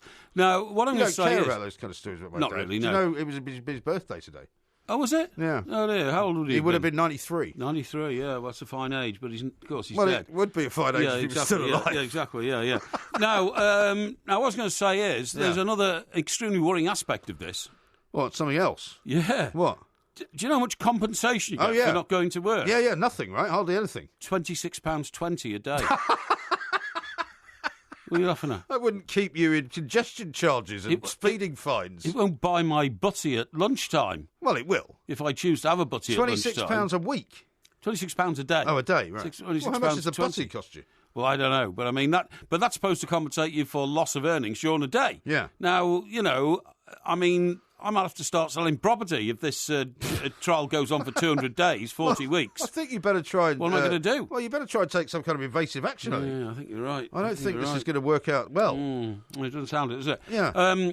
But anyway, the other thing is, if you're on a jury, but they explain all this to you before they... the other thing is, though, you could go there, turn up on day one, and they might say, right, I'm sorry, we haven't got any trials, you can all push off. Right. You know what I mean? You don't actually do it, I'm told. That can happen sometimes. Or it could be a 4-day case or something like that. And if you do a 4-day case and then the case ends, is that it then? That's it, yeah. So you just basically get attached to one case? Yes, that's right. You don't have to... My dad got attached to some kind of a burglar's case, I think, which I think it ran for a couple of weeks. Oh, really? Yeah. That's not good news. No. Well, none of it's good news. No, it's not, I know. I can't believe you're just telling me this now. Well, I've only just found out. It's meant to happen in November. No, I've only just found out. It's 2 months away. Now, what I was going to say is that the other thing is, and I said, you get your sort of butty at lunchtime and all that. Do they feed you? No, I don't think they do, actually. You sure? No, I think you have to go and get a sandwich shop or something. You should watch 12 Angry Men just to get into the the character. Men. But anyway, the point is, supposing there was a very good-looking lady on the jury, and I said to her, I tell you what, look, we get an hour for lunch or something, an hour and a half for lunch. Well, you take her down to wine bar. Yes, that's right, yeah. I don't think you come back... well, this is the point. This is the point. So you go down the wine bar. Well, then that might get you dismissed. Well, maybe, but it might also get me jailed. This is the problem. Because if you go down and start saying to her... I hope you're not going to do that sort of thing. If you go down and start saying to her, by the way, you can tell what sort of a bloke this is, can't you? If you just say that or something like that and then get in the conversation, then you have a couple of bottles of Pinot. Also, you're not allowed to talk about the case outside the court, are you? No, that's what I'm saying. Yeah. You can't even... And you certainly can't talk to another juror about it, you see, outside the court. Right. Well, then you could find yourself in real trouble, you know what I mean? God. Yeah. It's a nightmare, this. It is a nightmare, I agree. How have you managed to avoid getting jury service all this time? Well, have you ever been called for jury service? I think I was called in New York, funnily enough, really? when lived there because I paid taxes in New York. Yeah. I was on some kind of list, right. even though I wasn't, technically. And you got deferment, did you? Because I think the combination of being a journalist and not being a citizen, I think I was able to get out of it. Yeah, I see. Yeah. But I kind of don't want to now say I've never been called up in this country because I don't want to jinx it. No, exactly. Yeah. Well, it's a bit of a worry. It is. But anyway, these things happen. I hope you've got some plans to try and sort this out. Well, I've got an expert working on it, so we'll see what happens. What sort of expert? Like a lawyer? I can't go into that. I'm sorry. Now, I said to you, didn't I, a few minutes ago? I'm just going to elaborate on this. Red Les says my daughter's doing jury service now, and I know exactly what court she's in. Porky's talking rubbish. Yeah. Well, I'm not going to tell anybody because if I do, supposing some gangsters on trial, and they know that I'm a member of the jury. Here's what you do, right? Why don't you take a picture of the summons, and put it out on Twitter? Why? Well, because then you'll get off. Will I? Why? Well, because you'll have already prejudiced any proceedings. Yeah, because all I'm thinking is, if there's some gangster, on trial, and they found out that I'm in the jury because they listened to my show, right, or our show. You think gangsters listen to our show? Yeah, I think they do. Yeah, really? I mean, for instance, one of the gangsters might have a brother who's a taxi driver or something like that, and they listen to our show. Why would you smear taxi drivers? I'm not smearing taxi drivers, but families are extended. Like the Hatton Garden mob or something. Yeah, exactly. Families are extended, aren't they, and all this kind of stuff. And then they suddenly say, by the way, I heard that old Porky Parry is on the jury at certain court, and of course, what's this entry? Circuit Court. Fred, the sawn-off shotgun expert, is up in, you know what I mean? And why don't we just... what's your name? Fred? Yeah. What's your occupation? Yeah. Shotgun expert. Yeah, why don't we just sort of lean on Porky a little bit to persuade him of the... Well, you've often said that you wouldn't take much punishment, would you? You'd give it all up. How about this from Becky? Porky will be discharged from jury service once he declares his hatred for cyclists, backpackers, bums and Europeans. Well, that's a bit harsh, isn't it? And then Woodenhead says, God, all the other jurors will leave after a few days. I can just imagine loudmouth Parry taking over the other jurors. Yeah. Hey, this is a good one here from Liz, who we haven't heard from for a while. She said, Porky, just tell you you've got a dicky heart. Might not last the trial, and you will be dismissed. That's excellent advice. That's great. Excellent. Well, thank you for all your advice. I'm hoping none of this is actually illegal. But anyway, since we haven't mentioned where it's all going on, we might be all right. Coming up next, though, we're going to talk about another big legal problem. This is for Brangelina, of course. Brad Pitt and Angelina Jolie are splitting up. LaDonna Harvey's coming up next. On DAB Digital Radio and 1089 and 1053 AM. The pressure's on now. Relieve the itch. Talk Sport. I eat antipasta twice just because she is so nice, Angelina. Angelina, waitress at the pizzeria. I keep soup and minestrone just to be with her alone, Angelina. Angelina, waitress at I can't believe you know this song. Yeah, I do, yeah. Yeah, It's a I've great never song, heard it isn't before. it? Yeah, well, it's not a great song, but I mean, it's certainly apt for this particular moment in Certainly time. is. Because we are now about to speak to the delectable Ms. LaDonna Harvey, who we haven't spoken to for a very long time. Indeed. And what better day to speak to her than on this very auspicious moment. LaDonna, very good morning to you. Good morning to you. I've missed you terribly. I know, it's been a terrible strain for all of us, to be honest, and I'm very glad that we've been able to be reunited on this very sad day for Brad and Angelina. Oh, indeed. And who didn't see that coming? Because marriages that start with affairs always work out so well for everyone. Well, yes, don't they just? And the idea that Angelina thought that, as Mr. Parry described his antics as being a mega Rogerizer, that he was suddenly going to stop doing that now that he was married to her. Well, she is very pretty, and I bet she thought, hey, I'm very pretty. I'm prettier than anybody he'll ever meet. By golly, he will only stay with me. And she may even know a few tricks as well. Well, you know what? You can be the trickiest girl in the book, but the fact is that when you start with a lie, it usually ends with a lie. I had no idea you had such high moral standing on these matters. Well, exactly. But LaDonna, in a situation like this, where both these people are mega wealthy, isn't it going to be very hard to determine whose wealth belongs to who and how wealthy they are and how they split it up? And it's going to be rather messy, isn't it, to say the least? It's probably, that's the problem with being rich and famous. And it's a problem, by the way, that I would love to have, is trying to figure out who gets the spoils. You know, in for us normal people, it's, hey, I get the dining room table because I like it. Yeah, sure. Well, sure. she obviously wants all the children, and one of the things that she's claiming is aside from the various reports this morning of his infidelity, which may or may not be true, she says that he flies into rages in front of all the kids, and she wants sole custody, which is quite unusual in these cases, isn't it? Well, you know, and I was saying that they wanted joint legal custody with visitation rights, but that she wants them, you know, physically to be there with her. Yeah. So that's kind of typical. Yeah. Yeah, but the phrase joint custody is a legal one, isn't it? Because I can speak from experience here, because if you get joint custody, it means that you can both have time with the children without, you know, one person actually being with them all the time and you only being allowed to visit them while you've got them, if you know what I mean. You know what? I've never been divorced and I don't have children. I don't know. Well, I'm a bit of an expert in it, I have to say. Yeah. Now, LaDonna, let me ask you this. One reason why Hollywood couples sometimes break up is because one of the two suddenly has a burst of great success and the other becomes envious and rather jealous of their partner's success, and tensions build up. Is that the case here, or is the case more likely that both of these people's careers are running out of steam? You know, neither one of them has done anything of note recently. She's not a terribly good director, and I don't mean that in a mean way. It just is what it is. Yes. She's not a very good director, and he hasn't really done anything. But, you know, he's married to her, so at that point, do you have to do anything? Yeah, sure. But, I mean... wasn't the last movie that they were both involved in, they both sort of directed, or she directed it, he produced it or something. Wasn't that the case? Yeah, and it didn't do very well. No, bombed. Yeah, but that's what happens. But the point is, basically, he wants to live the life of a bachelor without any moral compass whatsoever in all sorts of activities in his life. And she, of course, is a responsible mother of 6. So it was never going to last very long after that sort of situation became the norm, was it?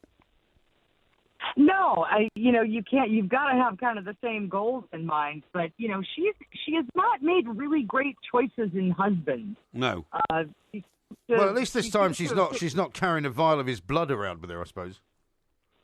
Well, there is that, and I think that you can always appreciate that. Exactly right. The other thing that's going to make it interesting, I suppose, and I mean, despite the fact that some people will say this is all just showbiz tittle-tattle, I mean, it's front page news here on every single newspaper, even, you know, the so-called heavy newspapers.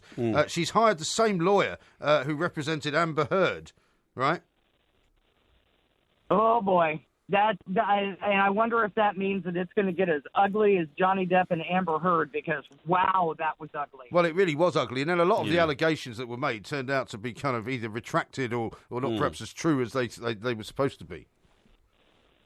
You know, and that seems to happen in some divorces where I guess you're just so angry you decide that you will say the most vile things about the other guy because it's just really important for you to be the good guy. Yeah, that's right. Now, LaDonna, the other thing here is, I'm saying this from a man's perspective, Angelina Jolie, has made Angelina Jolie has made a decision now that she wants to split up with Brad Pitt. But does she realise that her chances of finding another decent guy are minimal, because which bloke is going to take on a woman who's carting 6 children around with her? Maybe a really rich one.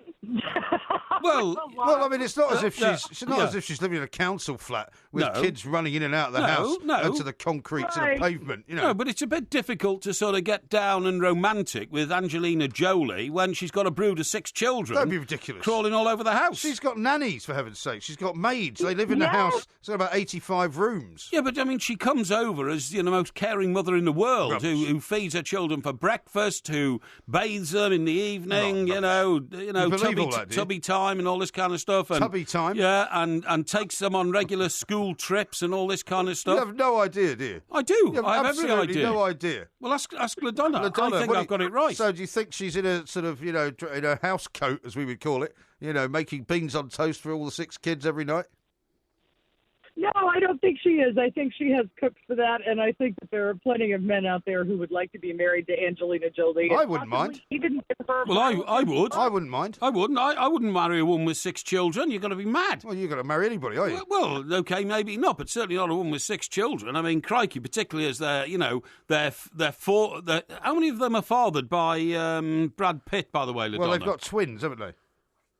Yeah, they have 2. Right, okay, so they have 2. So you're then going to move into the life of Angelina Jolie. You're going to become a father figure, a stepfather. Well, not really. To 2 children who are actually Brad Pitt's natural children. Yeah. Well, that doesn't work. You can't do that. He's one of the most famous men in the world. Well, people do, though. Well, they don't. They don't.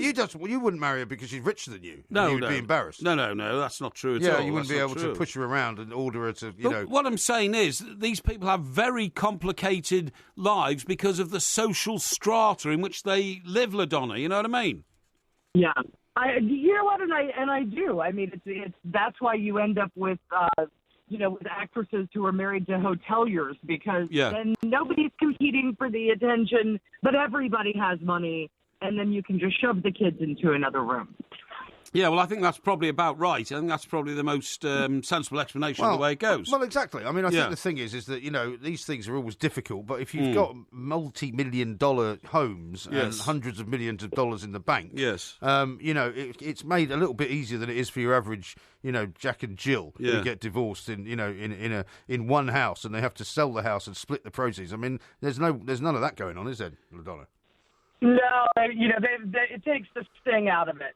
Right, yeah. Now, I suppose the obvious question to ask you is what the presidential candidates have had to say about this, because clearly, Hillary Clinton and Donald Trump would presumably want to jump on some kind of bandwagon here. Have they said anything about the Brangelina story? You know what? I don't think they have, and it's because neither one of them has a really good track record on marriage. Yes, Hillary Clinton married to the same man, but he ain't married to her. So. Yes, I mean, those stories don't go away, do they, either?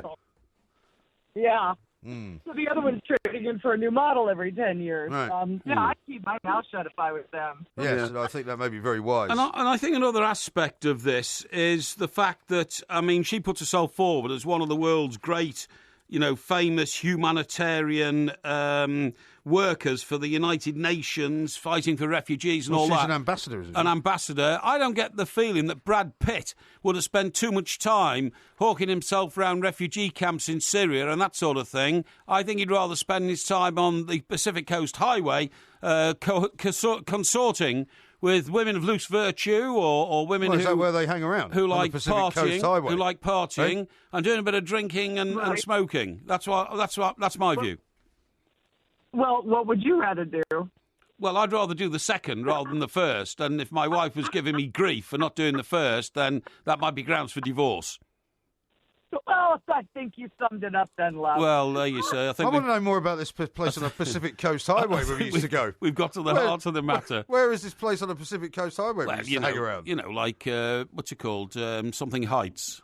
What, Pacific Heights? Yeah, Pacific Heights. This is San Francisco. It's a film. No. There's one in Malibu. Malibu, that's it. And all around about Malibu. Well, Santa Monica and all on that route down there. You know what I mean? Well, just hanging around. Yeah, hanging around. Yeah. Is that what you used to do? No, I didn't used to do it, but on the few times I've been there, I've become aware of it. Now, just before we leave you, LaDonna, because Mr. Parry's taken up far too much time on this Brangelina. He seems fascinated by it, because for a man who's never been married, I find it very odd. But anyway, the Emmys were held, and we were a bit disappointed this year because the Brits were up for a lot of awards. They didn't really get very many. Well, unless they were Brits who were in the Game of Thrones, in which case they got all of them. Yeah, well, indeed. But, Excellent. I mean, the Downton Abbey Dowager got one, but nobody else from Downton Abbey did. The Night Manager, which we all thought was very good, only got Best Director, I think. Yeah, it's a strange thing. When I watch them, I'm always wondering if this is, is it a popularity contest between people that they like and people that they don't like? Because, there's this one TV show that keeps winning called Veep. I've never seen one episode. I do like the woman who's in that, though. She's from the Seinfeld show, isn't she?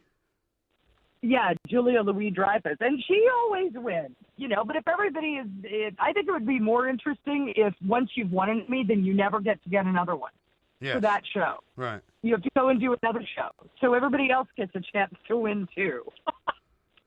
Yes, absolutely right. Well, listen, an absolute delight. Do keep your eyes on the latest developments for us, and we'll maybe get a weekly update from you on what's going on with the money and the kids and the custody and all the rest of it. I will watch it as closely as possible so that I can give you every excruciating detail. Thank you so much. I can't wait. Thank you. Madonna Harvey from KOGO Radio in San Diego giving us the lowdown on the amounts of money. Well, I'd like to be involved. 300 million quid, supposedly, this is going to be. Could be one of the biggest divorces ever, I suppose. No, I suppose it could be. Yeah. Now, I've got some advice for you on the jury front. I've got loads and loads of tweets coming in, so I'll tell you what all those say coming up very shortly here on TalkSport. Excellent. The Two Mics, simulcast across the UK on Talk Sport and Talk Radio. Crazy, awesome. Crazy, awesome. Never stop and they never die. They just keep on pumping how they multiply. Crazy horses, will they never halt if they keep on moving and it's all our fault. This is Talk Sport. We are the Two Mics. Coming up in the next hour, it's Ask Porky. If you haven't had a problem solved, how do you get out of jury duty? Might be one question you could ask, actually. Indeed. Although you don't know the answers to that. No, don't. But Matt has sent in something that you should have a read of, which is all about government and jury service. Yeah. And somebody called David in Liverpool called in to say he could get out of jury service by claiming to be mad. Not really? Yeah, but the problem is I might get locked up. Yeah, indeed. Yeah. David says this: I did jury service back in the 70s. The fellow got 2 years, and I saw him in a pub years later. Fortunately, he didn't recognise me. Well, I should hope not.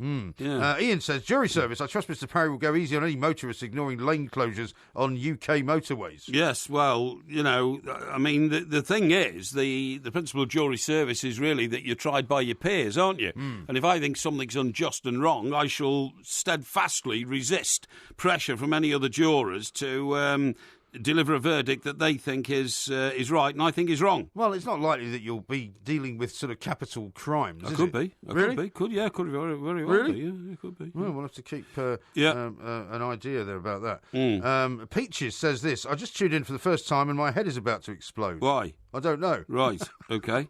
Well, you know, all I can say is keep listening and you'll soon pick up the drift. Yeah. Yeah. And here's one from Omar who says, Angelina is expected to start teaching at LSE this term. Will she be in a state to teach? If not, can Porky replace her? I saw that, yeah. Now, Ben here says, when old Porky's on jury service, I hope the judge literally throws the book at him. Maybe one of his journals. That's a bit harsh, isn't it? Yeah, absolutely. One here says, Porky's got an expert working on getting out of jury service. That Mrs. Mop of his, she has many uses. Oh, yeah. It's a bit harsh, isn't it? Yeah, it is very harsh indeed. Now, any particular reason why we were hearing that Crazy Horses song by the Osmonds? You didn't ask for that, did you? No, I wonder why that is on. Oh. Why are we playing that? Well, I don't know. I know sometimes you have a word with the guys behind the glass. No, I didn't. Crazy Horses. Really? That was the Osmonds, wasn't it? Yeah, I know. I just said that. Yeah, I know. So I wonder what the link is to anything we're doing. Well, there we'll isn't have to go a and link find to it. out. Don't worry about it. I'll tell you what I can tell you about, though. Yes. And that is that there was a story I spotted a little bit earlier on in the day about bees and wasps. Hornets. And hornets. Hornets Have you seen that? who are going to massacre them all. Yeah. Yeah. Because you know I had a wasp problem down in Sussex. Yeah, you told me about and this. They've all been wiped out now. Oh, did the guy come along with his blowtorch? Well, no, he didn't have a blowtorch because No. you don't want to set fire to the house. No, but what of he did course do not, was no. he had to stick a sort of one of those cameras inside underneath the eaves of the house, Right. and into the hole that they'd bored, Yes. into underneath the house. Yes. And it turned out there was more of them in there than we thought. Golly. And he then just basically flushed them all out, And they didn't come back. And did you say that they put this sort of crazy foam type stuff in? Yeah, which they just did kills that. them. Yeah, and I they kind of see. sealed Yeah. it all up. Yeah, But we haven't seen any since. But we're now being told by various experts that we're about to be invaded by a whole load of Asian hornets. Killer hornets. Well, I don't know if they're killer hornets. Well, That they might are be because, over-egging it slightly. no. When I say killer, the things they kill is they kill our honeybees. They don't kill us. Yes. And once you start killing honeybees, the world could literally starve. Well, you've been going on about that for ages. Oh, haven't no. you? If bees don't pollinate, cross-pollinate food, from flowers and pollen and all that kind of stuff, you won't get any food. You wouldn't get any bread. There wouldn't be any wheat if bees weren't around to cross-pollinate. And so you've got to be very, very careful about, turning a blind eye to hornets coming over and wiping out our honeybees. Yeah, Definitely. and there's usually a hotline where you can report the hornets. Yes, if you that's see right. one, you're supposed to ring these people up and say, I've seen one here, because apparently various cases have now been confirmed on the UK mainland. No, that's absolutely right. It's called Vespa velutina. Golly, that's horrible. And it was found in the Tetbury area of Gloucestershire. Well, funny, I was going to say that. I heard that one of them had been found near Prince Charles's country home, which is Highgrove, is it? Highgrove, yeah, down in Gloucestershire. That's right. And in fact, I think he... Well, they've only seen like one or two, which is weird, isn't it? Yeah, but it means there must be a swarm here. If there's one or two, it means they've dropped out of the swarm, you know what I mean? And they don't travel individually all the way from, like, Taiwan or wherever they come from, you know what I mean? Well, it does seem a bit odd, that, doesn't it? Yeah, no, there's... Well, how did they get here, then? Well, there's big swarms of them are blown here by prevailing winds Really? and that kind of stuff. Yes, yes. Thousands of them. Yeah, millions of them. Really? Millions of them, literally Are you millions sure? of them. Yeah, I'm certain. Now, the reason that they might be in Tetbury... Are you sure they're not born here? No, definitely not born here, no. Now, the reason they might be in Tetbury in Gloucestershire, near Prince Charles's home Highgrove, is because he has a honey farm. He actually produces honey on his estate. And then flogs it. Well, I think it's flogged through the company that looks after the Duchy of Lancaster and all that kind of stuff. It does, You get biscuits and everything, can't you? Yeah, that's right. Tea. Yeah. But what I'm saying is that that is a very, very serious development. Isn't it the Duchy of Cornwall? What did I say? Lancaster. No, Duchy of Lancaster. It's Are the you Duchy. sure? Yeah, Duchy of Lancaster, definitely. Duchy of Cornwall is something to do with his wife, isn't it? Because she's a Duchess of Cornwall. Well, That's she's right. a Duchess of Cornwall because he's got some connection to Cornwall. Yeah, he has. She hasn't just been made the Duchess of Cornwall out of nowhere. No, but you know what I mean. But it's the Duchy of Lancaster which brings him most of his wealth, isn't it? Is that right? Yes. Are you sure? Yes. Yes, I know what I'm talking about. Yeah. Okay. So, you've got to be very aware of the fact that this could be an insidious, creeping blight upon our land. Says the Duchy of Lancaster is, since 1399, the private estate of the British sovereign as Duke of Lancaster. Yeah, well, that's the what I principal said. person of the estate is to provide a source of independent income to the sovereign. Yes. Well, it's nothing to do with him then. He's not the sovereign, is he? Well, he's the heir to be, isn't he? And He's not the sovereign. No, but he takes all the money from it, believe me. Yeah. Well, it says here, the Duchy of Lancaster is one of the two royal duchies, the other being the Duchy of Cornwall, which provides income for the Prince of Wales. Yes. Well, that's what I said. What? It's the Duchy of Cornwall. Yeah, but he gets money from the Duchy of Lancaster as well. No, he does. He does, believe me. I know it these goes things. into the Crown estate for the sovereign. Yeah, that's right, yeah. But he's not the sovereign. Yeah, no, but he's the heir to be. Don't worry about it, honestly. It's too complicated for me to explain. The We have net not income time. of the duchy is paid to the reigning sovereign. Yes. Which is the Queen. Yes, that's right, yes. So you got it wrong. Well, the Queen's head of the royal family, isn't she? You know Yeah, what I but mean? he doesn't get money from it. He gets money from the Duchy of Cornwall. Why don't you just admit you're wrong? No, listen, I Why wish you can't you wouldn't just admit you're wrong? go on about these, these Well, because damn these are important stupid, matters. Fact, It's which not you're a stupid fact. You're trying to... it's a correct fact. I think we should concentrate on things which really people care about, and that is the fact. That is the fact that smoking rates across England, which I've been trying to tell you for the last 2 hours, right, are the lowest on record.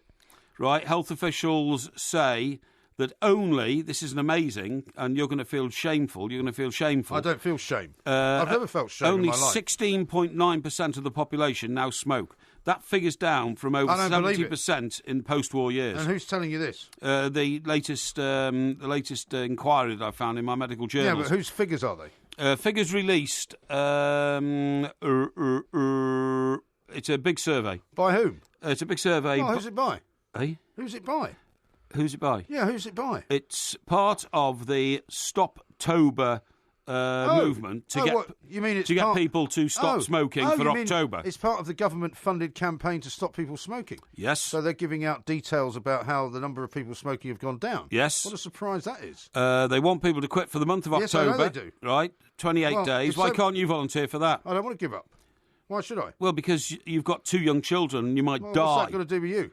Well, because I'm a caring individual, really? and I don't You're want not a caring individual at all. I You're don't the need least to caring smoke yourself person to I know. death before your boys are, don't care. are able to be self-sufficient in life. Only 1/3 of your heart works, and you occasionally have a cigarette. Isn't that a bit irresponsible? It's very, very occasionally. Well, yeah, but you still do it though. It's for medicinal purposes. Really? It expands what's left of my lungs. How did you figure that out? Well, it does. I've been told. Why don't you ask the Stoptober people? Yeah, I'll tell you who... I don't trust statistics that are put out by people with a vested interest. I'm sorry. I'll tell you who's getting involved in this. Our old mate Phil Tufnell. the cricketer, okay? He's getting involved. He's not my old mate. Is he your old mate? Yeah, it's my old mate. Yeah, well, yeah. I don't know the guy. Now, it says officials are offering smokers a range of support, including Stoptober app, so you should have a look at that. That will motivate you. How's that going to stop anybody smoking? Well, because it'll show you the benefits of stopping smoking. Well, I know what the benefits of stopping smoking are. Right, now here, get this. In England, there are now twice as many ex-smokers, that is 14.6 million, as there are current smokers, which is 7.2 million. Oh, yeah. That's still an awful lot of smokers, isn't it, considering the amount of money it costs to smoke, considering all of the bans that are in place in the fact that you can't smoke anywhere else. Yeah. I would say that the government's policy, which I don't disagree with in terms of, not smoking in public places and all that, hasn't really worked, actually. Yeah, but 15 million people nearly have given up smoking. That is amazing. Yeah, but how many kids have taken up smoking? Well, that would be the question. Well, not as many as used to, because only 7.2 million people now smoke. Well, that's what they say, but how do they know that? No, here, listen. Have they gone around and counted everyone? Yeah, I think do they count you as a smoker? No. Well, they should. No, they shouldn't. Because as soon as you have one cigarette, you're a smoker. Now, listen, last year, out of the 2.5 million smokers who tried to quit, 500,000 were successful. And there's a professor called Kevin Fenton, who is the National Director of Health and Wellbeing. Right. He says, What's that? What's health and well-being? Well, lifestyle. But what is it, an organisation? What is it? I haven't got time for this. While it is amazing that there are over twice as many ex-smokers as current smokers, there are still over 7 million people regularly lighting up. Yeah. We must reduce this number, Why? OK? Why must they? Because people are dying of inhaling cigarettes. Well, I thought that'd be obvious. It's a personal choice. To Your choice. Even the most basic moron in this country. Well, I don't think that's a very fair thing to say about somebody who chooses to do something which is perfectly legal. No. It's perfectly legal and perfectly allowable in all situations, and in some countries, positively I'm not encouraged. calling smokers morons. I'm calling you a moron for asking the stupid question. Oh, what's wrong with people smoking? I didn't say that. It kills them. I didn't say what's wrong with them. I said it's their choice to smoke, and it's none of your business, and it's none of the government's business. It is. And frankly, without the money that they get from smoking, they wouldn't be able to support bums like you who are sick and dying on the NHS. I have to pay for the health service. This is Talk Sport. We are the two Mikes. There will be a podcast coming out a little bit later on, of course. Hey, by the way, did you see that story about Chris Ashton? You know how yesterday we were talking about how he bit somebody twice inside the same minute in a rugby game at the weekend? That's right, yeah. He's only been banned for 13 days or something like that. 13 days? There was a lot of talk of him being banned for like 48 weeks. 48 weeks That's or something right, like that. Or maybe it's 13 weeks, actually. Yeah. I may be wrong about 13 days. I think it's 13 weeks he's been banned 13 weeks, But that's a lot less than we thought he was going to get. Could have been a lot longer, couldn't it? Yeah, absolutely right. Now, I've got some information here which was very kindly sent in by one of our listeners whose name I haven't got at the moment. Excellent. You can be fined up to £1,000 if you don't turn up for jury service once it's confirmed. It says you won't get paid for jury service, but you can claim for food and drink, travel and loss of earnings. Yeah, that's what I mean, loss of earnings. But it's loss of earnings only up to £26 a day. Yeah, but that's what I think it is. Are you sure? Yeah, I think you might be able to get more. No, I had a brief look at the figures involved to see how much it's going to cost me. It says jury service usually lasts up to 10 working days but can be longer. Yeah. And you may be on a jury for more than one trial. Really? During your service. Oh, I didn't realise that. And it says there are some situations when you can't be on a jury, e.g. if you've been in prison in the last 10 years. Right, well... These are listed in your jury summons letter. Right, OK. Now, if that's all correct information, then without sounding irresponsible, it would be worth me ignoring jury service altogether and paying the £1,000 fine. What? Well, if that's the only penalty, I suppose. Yeah, is that the only penalty? Well, it doesn't say there's any other penalty, but you might need to look at, how about this, delaying or being excused from jury service? You may be able to defer jury service, i.e. if you have a holiday booked or you have an operation. Yeah. There's one for you. Well, maybe I should go and see Dr. Banner and ask for a quick heart transplant. Or a liver transplant or something. Yeah. You can be excused if you say you won't be available at any time during this period over the next 12 months. Yes. You may need to prove you have a genuine reason, i.e. a letter from your doctor. Yes, OK, yeah. Well, I mean, what about just not turning up and then seeing what happens? Well, then they'll fine you £1,000 for a start. I don't mind that. Yeah, but that might then give you a criminal record or something.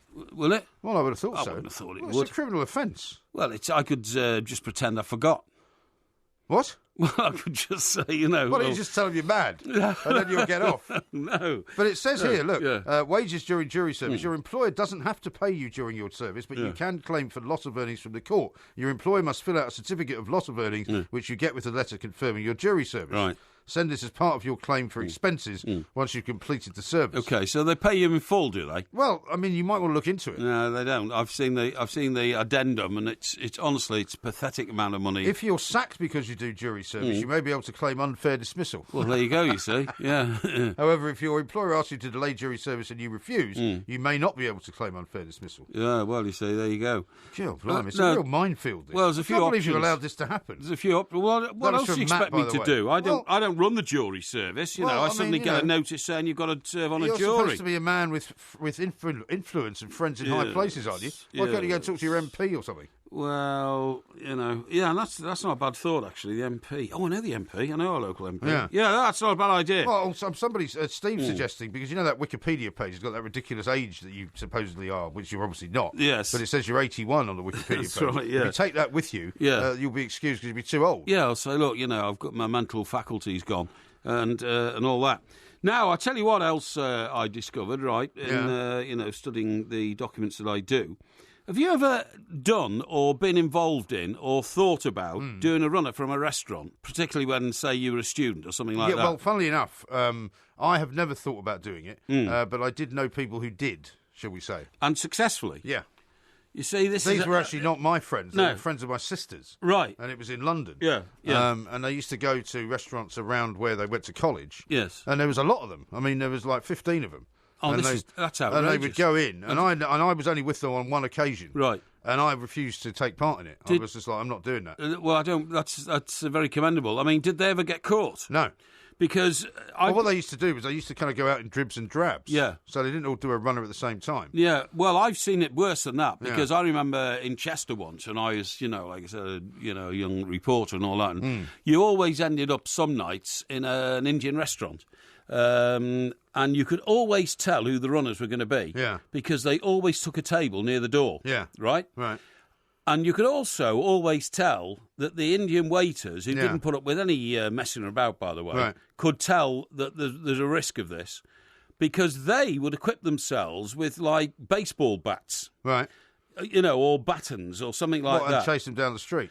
I mean, these guys, I talked to these guys, and they had been chased down the street a few times, but they were young enough and got away. Yeah. Well, no, the Indian waiters... anyway, the reason I bring this up is that a new report has come out. 1 in 8 of us admit to walking out of a restaurant without paying. Right. The diner's most common excuse for not settling the bill is being left waiting too long, but that's no reason. You can't walk out of a restaurant because I've been waiting for too long. I'll tell you a story about when, Louis, where I worked. Yes. We used to have like regular. We'd go out every now and again, and the rule, the law was then anyway. I don't know if it still is that if you go to a restaurant and you have a meal and you have drinks and whatever else, you don't actually have to pay for the food if you don't like it. You always have to pay for the drink because the drink comes under a different sort of statute. Yeah. But I mean, this guy Louis used to get quite irate sometimes in restaurants because he wouldn't like something they'd done. And he was often quite blatherated, and he was quite a difficult customer at times. Yes. And one place we were in, he turned the table over.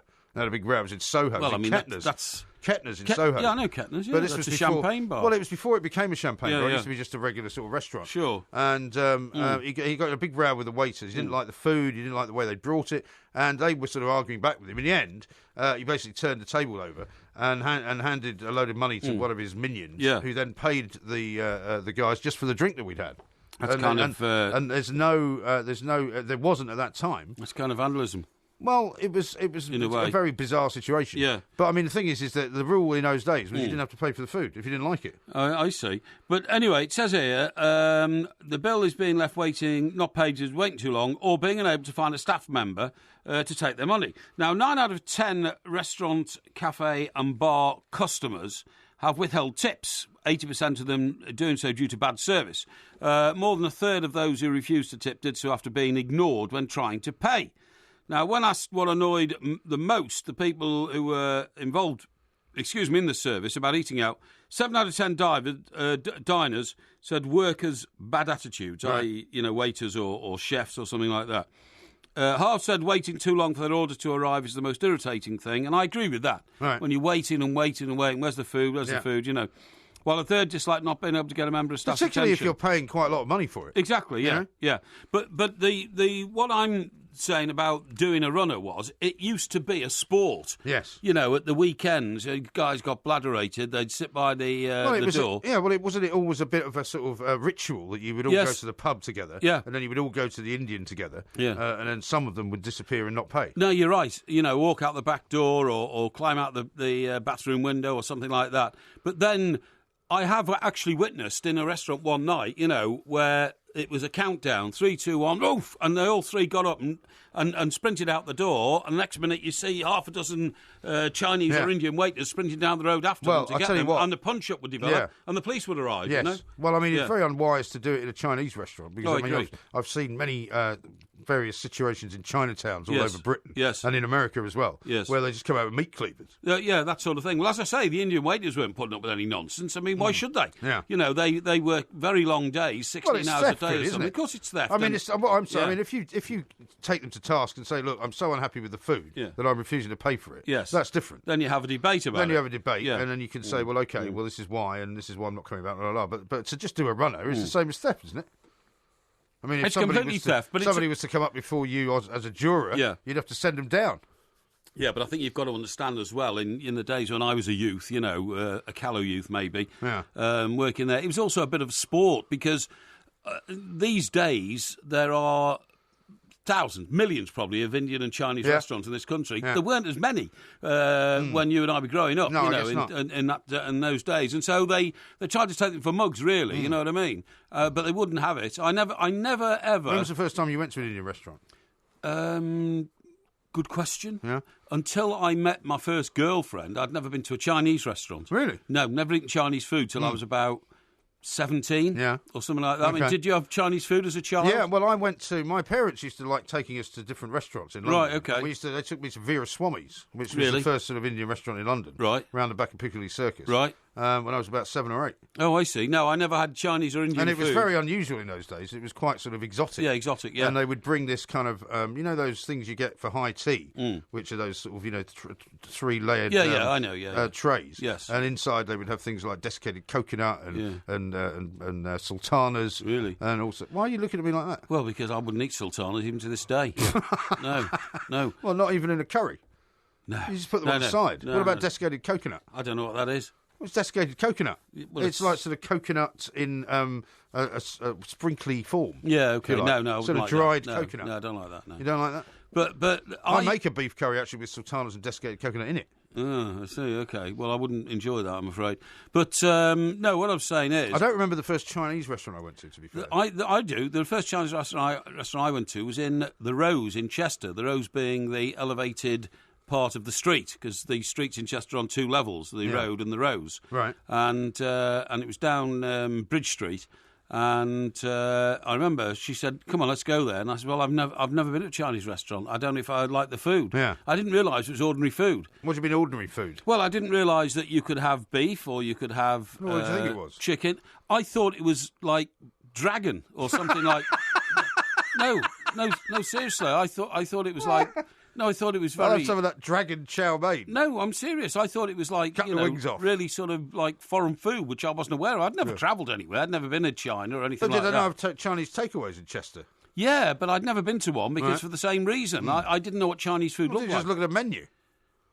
Well, when you walk past the shop, you know. No, I didn't. No, I had a fear of Chinese food. Fear? Yeah, because I liked English food. So far tonight, you've got a fear of opening your post. No. And a fear of Chinese food. Well, no, I mean, I'm talking about being 15 or 16 or something like that, yeah. You know what I mean? Well, I had a Chinese girlfriend when I was 16. Oh, really? That's the difference between living in London, a metropolitan area. Well, I suppose so, yeah. Well, that would have been easy to have gone to a Chinese restaurant then. She could have told you all about it.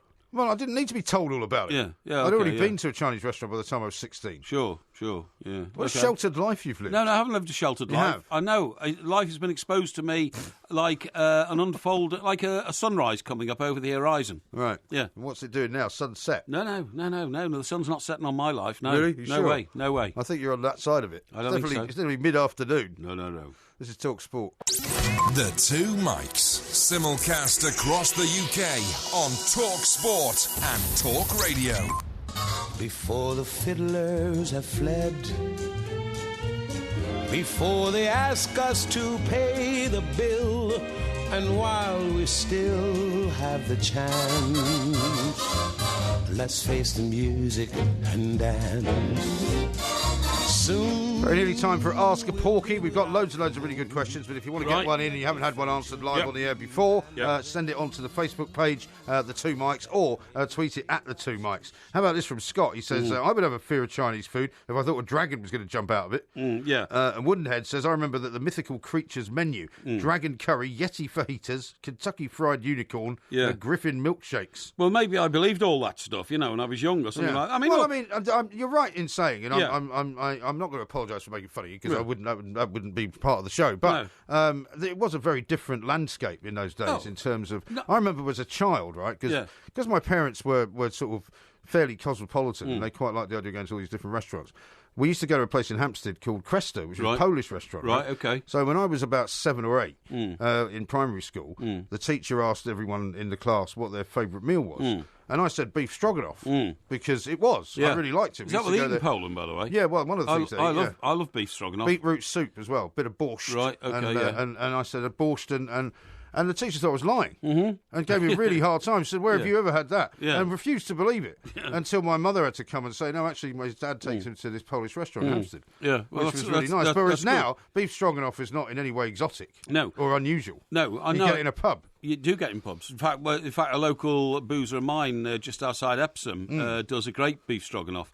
But on the same menu, it does spaghetti bolognese, and it's great. Yeah. I made some spaghetti bolognese earlier. It was really good. Excellent, good. What I was going to say is a Chinese restaurant planted on a typical British high street in the 70s looked like a theatre. It didn't look like a restaurant because it had pictures of dragons outside and all that kind of stuff. You know what I mean? But you didn't surely think that was what they were serving. And lanterns and all that. Well, I didn't know because, I had a great ignorance of the Far East. I didn't know whether they did have strange exotic creatures there and all this kind of stuff. Yeah, it had just never occurred to me. But I guess it's a question as well if your parents take you to a place like that and you get more used to eating that kind of food. Yeah, sure. It doesn't sound like your parents took you out for dinner very much. Well, the only time we ever went out for dinner was Christmas. Right. Well, you went out for Christmas dinner? Yeah, Christmas lunch. Yeah, Christmas lunch. Really? What, your mum didn't make Christmas dinner? Well, she did a lot of years, but occasionally we'd go out for Christmas lunch on. No, I think when we were younger, to be fair to my old fella, I think we used to go out every year when we were in primary school and all that. You know what I mean? Yeah. And we used to go to a hotel in Chester, in City Road. Very expensive. I mean, the place that I was telling you about, where the Paul McCartney band went. Yeah. I don't wish to revisit old wounds. Yes. But they had a Christmas menu on in this restaurant, and it's by no means a particularly flash place. Sure. £75 a head for Christmas dinner. Lunchtime. Well, yeah. Yeah, I suppose so. Yeah. That's a lot of money, isn't it? Yeah, it is a lot of money, yeah. Well, does that include drink and all that kind of stuff? I don't think it includes all the drink. No, I don't think it does. I mean, it will include sort of probably a glass of champagne when you get there. That's right. Maybe a glass of wine with the main course, but it wouldn't include, gargantuan numbers of bottles of wine, the like of which we would drink. So if it was you and I, that would be £125 a head, wouldn't it? What? It would be £125 a head. How do you mean? Well, it'd be 75 for the basic menu, and then we'd probably spend another £100 on booze. You see what I mean? But I was thinking more in terms of even I just took the kids. Yeah, that's right. The four of us went. It's £300. Very expensive. I agree. Which is mad. I agree. I mean, they don't drink obviously because they're underage. Sure. But nevertheless, no, I totally agree. I don't like going out for Christmas lunch though. Anyway, I quite like having it at home. Well, what I prefer is because I don't know why we're talking about Christmas. It's a long way off yet, isn't it? But well, it's not that far off actually. No, I suppose so. I always enjoy Christmas Day at home because you can smooch around and have a few presents and have a few drinks and all that kind of stuff. But then... Put the Wizard of Oz on and watch it for the Wizard of Oz on. But then, and this is mostly to relieve the women folk of the arduous duties of serving it all up again on Boxing Day. Yes, because they mostly take control in my house anyway of serving up the lunch on Boxing Day. I always prefer to take everybody out for lunch on Boxing Day. Yeah, well, that's a better day to do it. Yeah, and then... What usually happens is you come home, from being out on Boxing Day, and then about 7 o'clock in the evening, you start making sandwiches of turkey and all the stuff from Christmas Day. Yeah. You know what I mean? Right. And do it that way. So where will you be spending Christmas this year then? Probably in Bournemouth, I would imagine. Really? Yes. Oh, right. Yes, okay. I would think so. We've got to get all that sorted out. Yes. Now, your sister was a city trader, yes? She was, yeah. It says here, financial traders are the best people in society at reading gut feelings. Is that right? To interpret a situation. And the better they are at it, the more success they have had. Gut feelings in terms of the markets or in terms of what? Everything? your own instincts at your job. It says gut feelings called interoceptive sensations give the brain information such as body temperature and a full stomach. And they can often provide information when it comes to risky decision-making, steering us away from gambles likely to lead to loss, and pushing us towards those more likely to lead to profit. Well, they weren't very good at that when the crash happened, were they? No, but isn't that amazing? Isn't that amazing? Well, no, it's not amazing. I'll tell you why, actually, it's not amazing. Yeah. Because you might be right in the sense that when she joined, when the Big Bang happened, right, in the 80s, and people suddenly discovered this entire world of trading, which nobody knew existed. I mean, when she left university, she wanted to go into shipping. Yeah. She thought she'd go to the shipping business. Yes. She didn't know anything about, the fact that there was a copper market, or a gold market, or an orange juice market, pork bellies and all that. Yeah. And somebody suggested it to her, and she went, it's quite interesting. Yeah. So she got into it. Yes. But in those days, it was all seat of the pants stuff. I mean, she worked for this little company where the guys would go out for some long lunch and then come back and just start playing the markets. Yeah. And it was all very much, as you say, done as a gut instinct. But after a while, the big companies started doing it all by computer. Oh, yeah. And they started to basically put sort of safeguards into the system so that if the price hit a particular level, they would either sell or buy. That's right. So they kind of took the gut instinct out of it. Yeah, I see, yeah. But Mari, your sister, never worked in one of those sort of bear pits, did she, with a blazer on, a striped blazer? She didn't work on the floor. That's what I mean. Which is what that was called. But she did work in trading rooms, which, you remember when we used to go down to BCG? Was it BCG? Yeah, that's right, yeah. Down in Canary Wharf. Where the guys were on the phones. Where you've got banks and banks of phones and screens and everything like that. She did that. Yeah, I see, okay. Which I could never get my head around because I was like, how can you even hear anything? I couldn't either. It says here, a group of 18 hedge fund traders, were recruited by scientists from Cambridge and Sussex universities and the Queensland University of Technology in Australia as investors. Right. And during the study of their work, often talked about the importance of gut feeling for selecting trades. Yeah. I mean, wouldn't you say that in the business that we were in, you had a gut feeling for news? You'd sort of see a story and you'd think there's more to this than meets the eye. Sure, of course. And some people had it and some people didn't. No, I totally agree. Some would say, I don't quite believe this story. For instance, I tell you what. Do you remember the story about a chap who had quite an exotic-looking girlfriend who was blonde, and this happened in the Midlands. Right. And they had a row in a pub, and they were driving home, and she took out a penknife and she stabbed him to death. Are you talking about the road rage killer thing? Yes. And I can't remember her name now, but I mean, she's only just got out of jail, actually, after doing about 17 years. I can see her face now. I can see her face now. And she claimed that he was attacked by another car driver. Exactly. Right? But in fact, she killed him. Road rage. She killed him. Yeah. And then she hid the penknife down her boot, okay? And then they got to the hospital and he died. And she went and took the penknife and she put it in the water cistern in the ladies' loo, which is where they eventually found it, and all this. And I said from the moment one... Tracy Andrews, thank you very much indeed. I said from moment one... There's something wrong with everybody around me. I said, this doesn't add up. Yeah. And they said, why? I said, it just doesn't. Yeah. I said... They had a row in the pub. We know that because the police have found that out. And people saw it and witnessed it. Yeah, that's right. How come then they suddenly got involved in... And also, I got my local reporter to go there. I think his name... I've forgotten his name now, but he unfortunately died about a year ago. Declan Cunningham. Oh, yeah. Yeah, Declan. I remember Declan, And I said, what was the road like? And when he said, Mate, it's a one-track road. Yeah. I said, so a car couldn't have overtaken? Right. No. Right. I mean, we're doing the police investigation bit by bit. Wasn't that also the first time that they started using, which we now see in TV dramas all the time, where they deliberately put somebody up at a press conference just to see how they handle it? Definitely. And I think they've studied her reactions during that press conference and decided that somehow she was acting. They first put her up next to the mother of the victim. Yeah. Called Lee somebody. The lad was called Lee somebody. Very nice Lee lad. Harvey, Lee Harvey, that's right, yeah. Good memory. Yeah, and she came out with this amazing story about, I remember she was in tears, wasn't she? She was in tears, she had a very strong Brummie accent, and she said something like, he had starey eyes. The man got out the car. He was a big heavy man. He came over, and as he flashed the knife, I thought, he frightened me. He had starey eyes. Yeah. And it was all so over-dramatic and over the top and all that. I remember the black mascara running down her face. That's right. And amazingly, Lee's mother, the victim's mother, was clutching her hand very tightly. Yeah. So even she believed at that stage there had been some terrible murder taking place, you know. But the other amazing thing about it was, when they eventually charged her, they didn't take her into custody. They let her... Really? Yeah, she remained, not a free woman, but a woman on bail. Yes. And kept giving press conferences. This is the amazing thing. Yeah.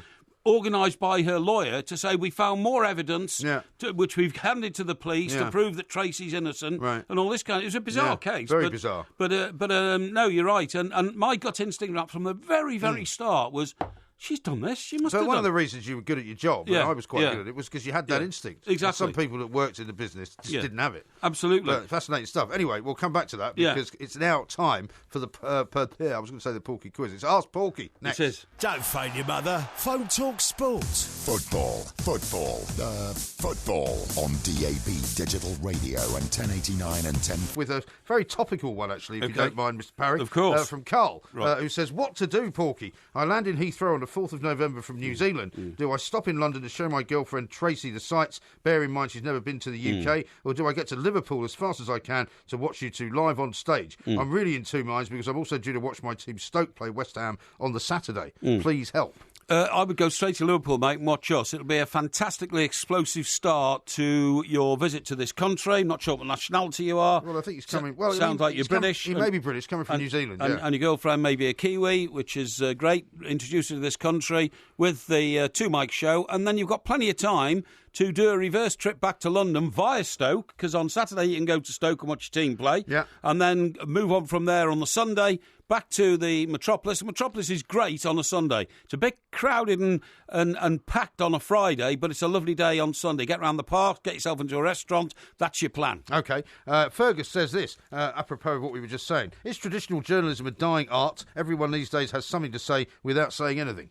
Well, it depends what you mean by traditional journalism. Traditional journalism for MG and I was working in newspapers. That was almost the entire industry in those days in journalism, communication by the printed word. Now it is so much different. The printed word is on the way out. It's in the decline. So you've got to be a lot smarter in using the modern technology to communicate. At the end of the day, journalism is about acquiring information and distributing it. And as long as you're good at that, you'll always be employed. OK. Pierre says this, rather religious one here. Dear Porky, do you have a favourite character in the Bible whom you identify with? Well, I think the person I would identify with in the Bible has got to be Jesus, because he was the star of the show, wasn't he? And the New Testament, I suppose. Well, yeah, exactly. He's not really in the other bit. Well, in the Old Testament, I suppose it would be old Moses, who came down the mountain with the tablets, you know, because he was a bit of a philosopher. And I don't believe in too many modern-day philosophers, but I think he probably got it right. And yes, I would say that if anything was close to the truth as how Christianity emerged, it would be through Moses. No, indeed. Scott says this is a quandary that a lot of people face. Should you be allowed to take your children out of school during term time?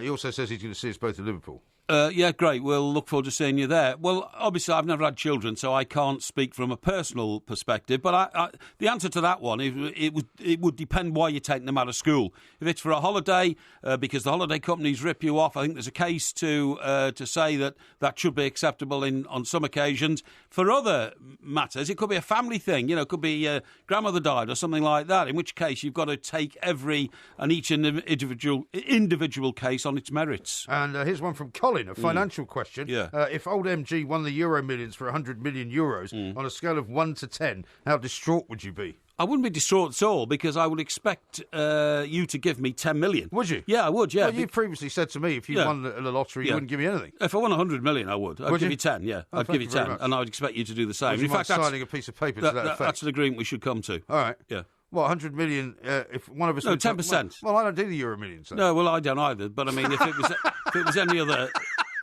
If it was any other Euro prize, 10%, OK? OK. Any other sort of lottery prize, I mean. Football question here from Dommy. Is it a crisis or not a crisis at Old Trafford, or is it too early to say? Well, I think it's not a crisis. It's a situation which is still causing palpitations to the investors of Manchester United and to the people who run it, because...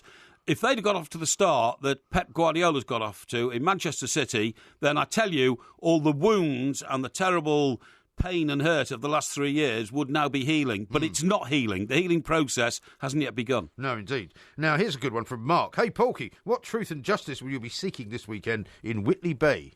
Well, to be perfectly honest, we hope they're going to entertain a good crowd up there. We've sold a lot of tickets. We're looking forward to being there.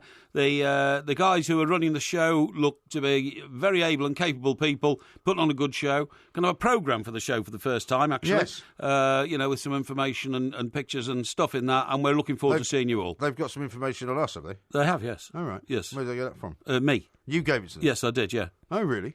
Yeah. Well, you didn't ask me about anything that you might want me to Well, you include. didn't need to be consulted. It was about the fact that I'm a northern boy and I worked up there, and you're going to. So it's going to be like your piece of the Newcastle Journal last time Well, we went up there, maybe, which was all about you. And they barely mentioned me at all. Well, I have contacts up there that you don't. I see. Yes. Okay. How about this from John? Dear Porky, me and my mate Scott are coming to see you on Saturday in Whitley Bay. Yep. However, the Newcastle game is on beforehand. Will you get annoyed if we get bladderated and keep needing to get up to go to the toilet during the show? No, not at all. Bladderation in moderation is the motive by which we lead our lives, and it'd be good to see you there. Want everybody to have a lot of fun. If you have to slip out occasionally for a quick leako or something like that, then I'm sure you can work it around our show. Our show actually goes for an hour, and then there's a break of about 20 minutes, and then we go for another 40 or 45 minutes. So should be plenty of time for you to sort yourself out. Indeed. Now, how about this one from Sean, a bit of a dilemma socially. You have two mates. If one of them dies and is being buried, but the other mate is getting married on the same day, which would you go to? Well, that's a terrible situation in which to place yourself, and it's so unlikely that would happen, I don't really want to consider it. The point is that I don't like going to funerals, even my mates' funerals. I really don't like funerals. They depress me terribly. I don't fear death, but I just think seeing people walking around in black coats carrying wooden boxes with bodies in them and all that, I just don't like it at all. Whereas I do like to see somebody enjoying the sheer ebullience and happiness a wedding brings. OK. This is from John, who says, Porky, I want to attend my work's Christmas party this year, and as a departure from the norm, I'm thinking of staying over. How do I convince my wife that Rogerisation is not on the cards and that Christmas will still happen? Why don't you take her with you if it's an office party? Well, you can't, a lot of office parties you can't take a spouse. Okay, well, if you can't, then I'm afraid what you've got to do is get back to basics and examine the basis on which your marriage is built. Because if you can't say to your wife, look, I'm going to the office party, it's way out of town or it's way in town and we live out of town, can't get back that night, but don't worry, I'm just staying over, and she doesn't believe you, I think you've got a problem.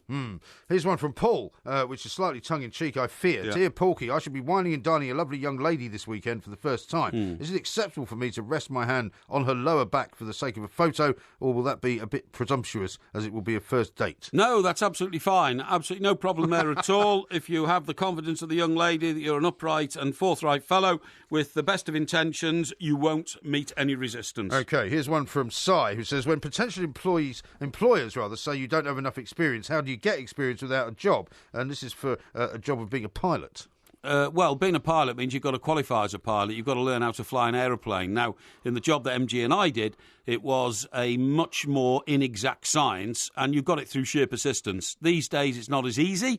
You have to go and get a degree first, and then you have to be persistent. In our day, we were persistent from the start. That's why we're here now. Indeed. Here's one from Pete, who says, how do I remain sober this Saturday evening, as I have an early train and work commitment Sunday at 1 o'clock? Don't drink, right? Well, yeah, I was about to say, you need a sense of responsibility. Depending on how important your mission is on Sunday, don't get completely bladderated on Saturday night. In fact, if I've got something important to do on a Sunday, I don't even bother drinking Saturday night. Similarly, if I've got something important to do Saturday, like old Mike and I are going to do the warm-up on a Saturday soon, I will have very quiet Friday nights. That's part of your responsibility to your job. Absolutely right. Joe says, dear Porky, what is your fruit and vegetable intake like, and how often do you eat your 5 a day? And is the idea of eating 5 a day an unnecessary thing? I think it's unnecessary. I think you should eat fruit as you like it. For instance, I often buy a packet of those sort of fair trade bananas, which are a bit smaller than ordinary bananas. Oh, yeah. I always buy an onion bag type thing of easy peeler oranges, which I love. I bought Pink Lady apples this week, because you and I talked about Pink Lady apples earlier on. I like a lot of greens, like sprouts and broccoli and peas and that kind of stuff. So I'm really not short of nutrients and fruit, but I eat them when I want them, not because I think you should eat 5 a day. OK. Here's one from FC who says, I happen to manage a multi-millionaire football club. Things aren't going my way. How can I change it? I'm not sure. I mean, that could apply to any football club that's currently in a bad place. I'm not sure which one he's referring to. The essence to any football club is you've got to find the right manager. Whatever you say, if you're the owner of a football club and in a position to appoint a manager, you've got to get the manager right. Without that, you're nowhere, absolutely nowhere. And the trouble is, too many owners appoint the wrong man every time. OK. Woodenhead, once again, being rather tongue-in-cheek. I'm trying to make a dragon curry for my girlfriend. Where would I get dragon meat from, please? Well, obviously you won't get dragon meat, but you understand what I was saying is that it was all a mystery to me, the mysteries of the Far East and Chinese food and all. I didn't know what it tastes like. I didn't know what it came with. I didn't know, because they still have vegetables which are not really in regular use in the West, like those, those like mushrooms, soggy mushroom type things, you know what I'm talking about? Yeah, I think so. Yeah, and that sort of thing. So there are still aspects of Chinese food which weren't eaten here before Chinese restaurants arrived. Yes. So in that sense, that was what I was wary of. Now, here's one from Lizzie, who says, I'd like to know, if you take me out for dinner, where would you take me? Well, that would depend really on, what the occasion was, what we were trying to achieve in the sense of... What do you mean, what you were trying to achieve? A unison, that's what I mean, I'm trying to be the gentleman, entertain you for dinner and all that kind of stuff. And also, whenever you take a lady out for dinner, you have to assess her wishes to see where she'd like to go. Right. So you wouldn't have a particularly favourite place then? Well, not necessarily. All right. How about this one from Martin? Obviously listening to the show earlier on in the week, thinking about going to Alaska in the US. What can I look forward to enjoying there? Well, everything that Alaska brings. I mean, we spoke to an expert from Alaska. The point is that you have to go to Alaska at a certain time because a lot of it's frozen for 8 months a year. Yes. So I would do your research very carefully, get out there, and it would depend what you want. You want the great outdoors, you can do that. A very good suggestion was made to go on a cruise off the Alaskan coast, and you're just looking at sort of ice mountains and freezing seas and all that kind of stuff, which would probably suit me. But a bit of time in the tundra on the wild, if you can do it, sounds great. G. O'Hara says, has Porky ever seen an Ireland football or hurling final? No. I've never been to a hurling game for obvious reasons. I mean, I've spent quite a lot of time in Ireland, north and south, and in the Republic they play, don't they? But I've only ever seen it on TV, and frankly, I don't really understand it, so I don't think I'd sit through a game however long it lasts. OK, and this one finally from Marcus. My girlfriend says she won't iron my clothes until we are married. Yeah. Should I hurry up and marry her or just get a housekeeper? Well, I think that's a bit of a sort of Sid the sexist type question, isn't it? The point is that for years and years and years I ironed my own clothes and it was not a problem at all. In fact, I found it quite therapeutic, actually, because you're thinking about things while you're ironing shirts. The shirts are a nice quality material, they feel good and all that kind of stuff. So I did that for quite a long time. And then, really, life just got too busy and I was in the fortunate position of being able to employ a housekeeper, which is what I do now. It's a happy arrangement. OK. Well, that was Ask Porky for the week. There were lots of really good questions. Sorry we didn't get to absolutely all of them. There were quite a few of them about Max Rushden, but I thought I didn't want to put you on the spot about that because obviously you wouldn't not want to have to answer questions about colleagues. Well, no, sport. Well, it would be positive. Well, it would be, would it? Yeah. Oh, OK. Well, very good. Well, maybe we'll get to that coming up in a little while. Yeah. This is Talk Sport. Spoken like a true man. The Two Mics, simulcast across the UK on Talk Sport and Talk Radio. But he started shaking, his big heart was breaking, and he turned to the woman and said, you picked a fine time to leave me, Lucille. Oh, Louise, as you said earlier. Yeah, that's right, Now, how about this from Andrew, who says, just for your information, every book in the Old Testament points to who Jesus is and will be and why he will come. Yes. Read Isaiah 53, written 600 plus years ago before he came. Really? Not pushing anything, just to let you know. Yeah. If you study the Bible, every book reveals Jesus. That's the point of it. OK. Well, I wasn't sure if that was the case. I can't claim to be an expert on the Bible. No. Well, I was an altar boy. Yeah. And I do know a bit about the Old Testament. Yeah, I wouldn't say that the Old Testament, it may refer to the coming of the Son of God. Yes. But it's not about Jesus, who was the man walking on the earth. Yeah. That would be my point. Yeah, it's all a bit theological, that for me. Stephen says, raise £75 for a Christmas meal on Christmas Day. How much would you charge to work on that day? Doesn't that answer explain the cost of the meal? Well, no, it doesn't. Yeah. Because, only in this country would you have to charge an amount of money based upon how much you have to pay somebody to come and actually do it. Yeah, absolutely. That's ridiculous. Talking about meals, here's a strange one here. This is from Chris. I'm not sure if this is a joke. He says, I presume he's talking about him and his mates, do credit card roulette paying for food. Right. We all chuck our cards in and let the waiter or the waitress pick one out, which then pays for the food and drink. Blimey. That sounds an expensive way to go out, doesn't it? That sounds to me like you've got to be a city boy to do that. You know, people who earn, I don't know, a couple $100,000 a year, which they can earn in the city easily, can't they?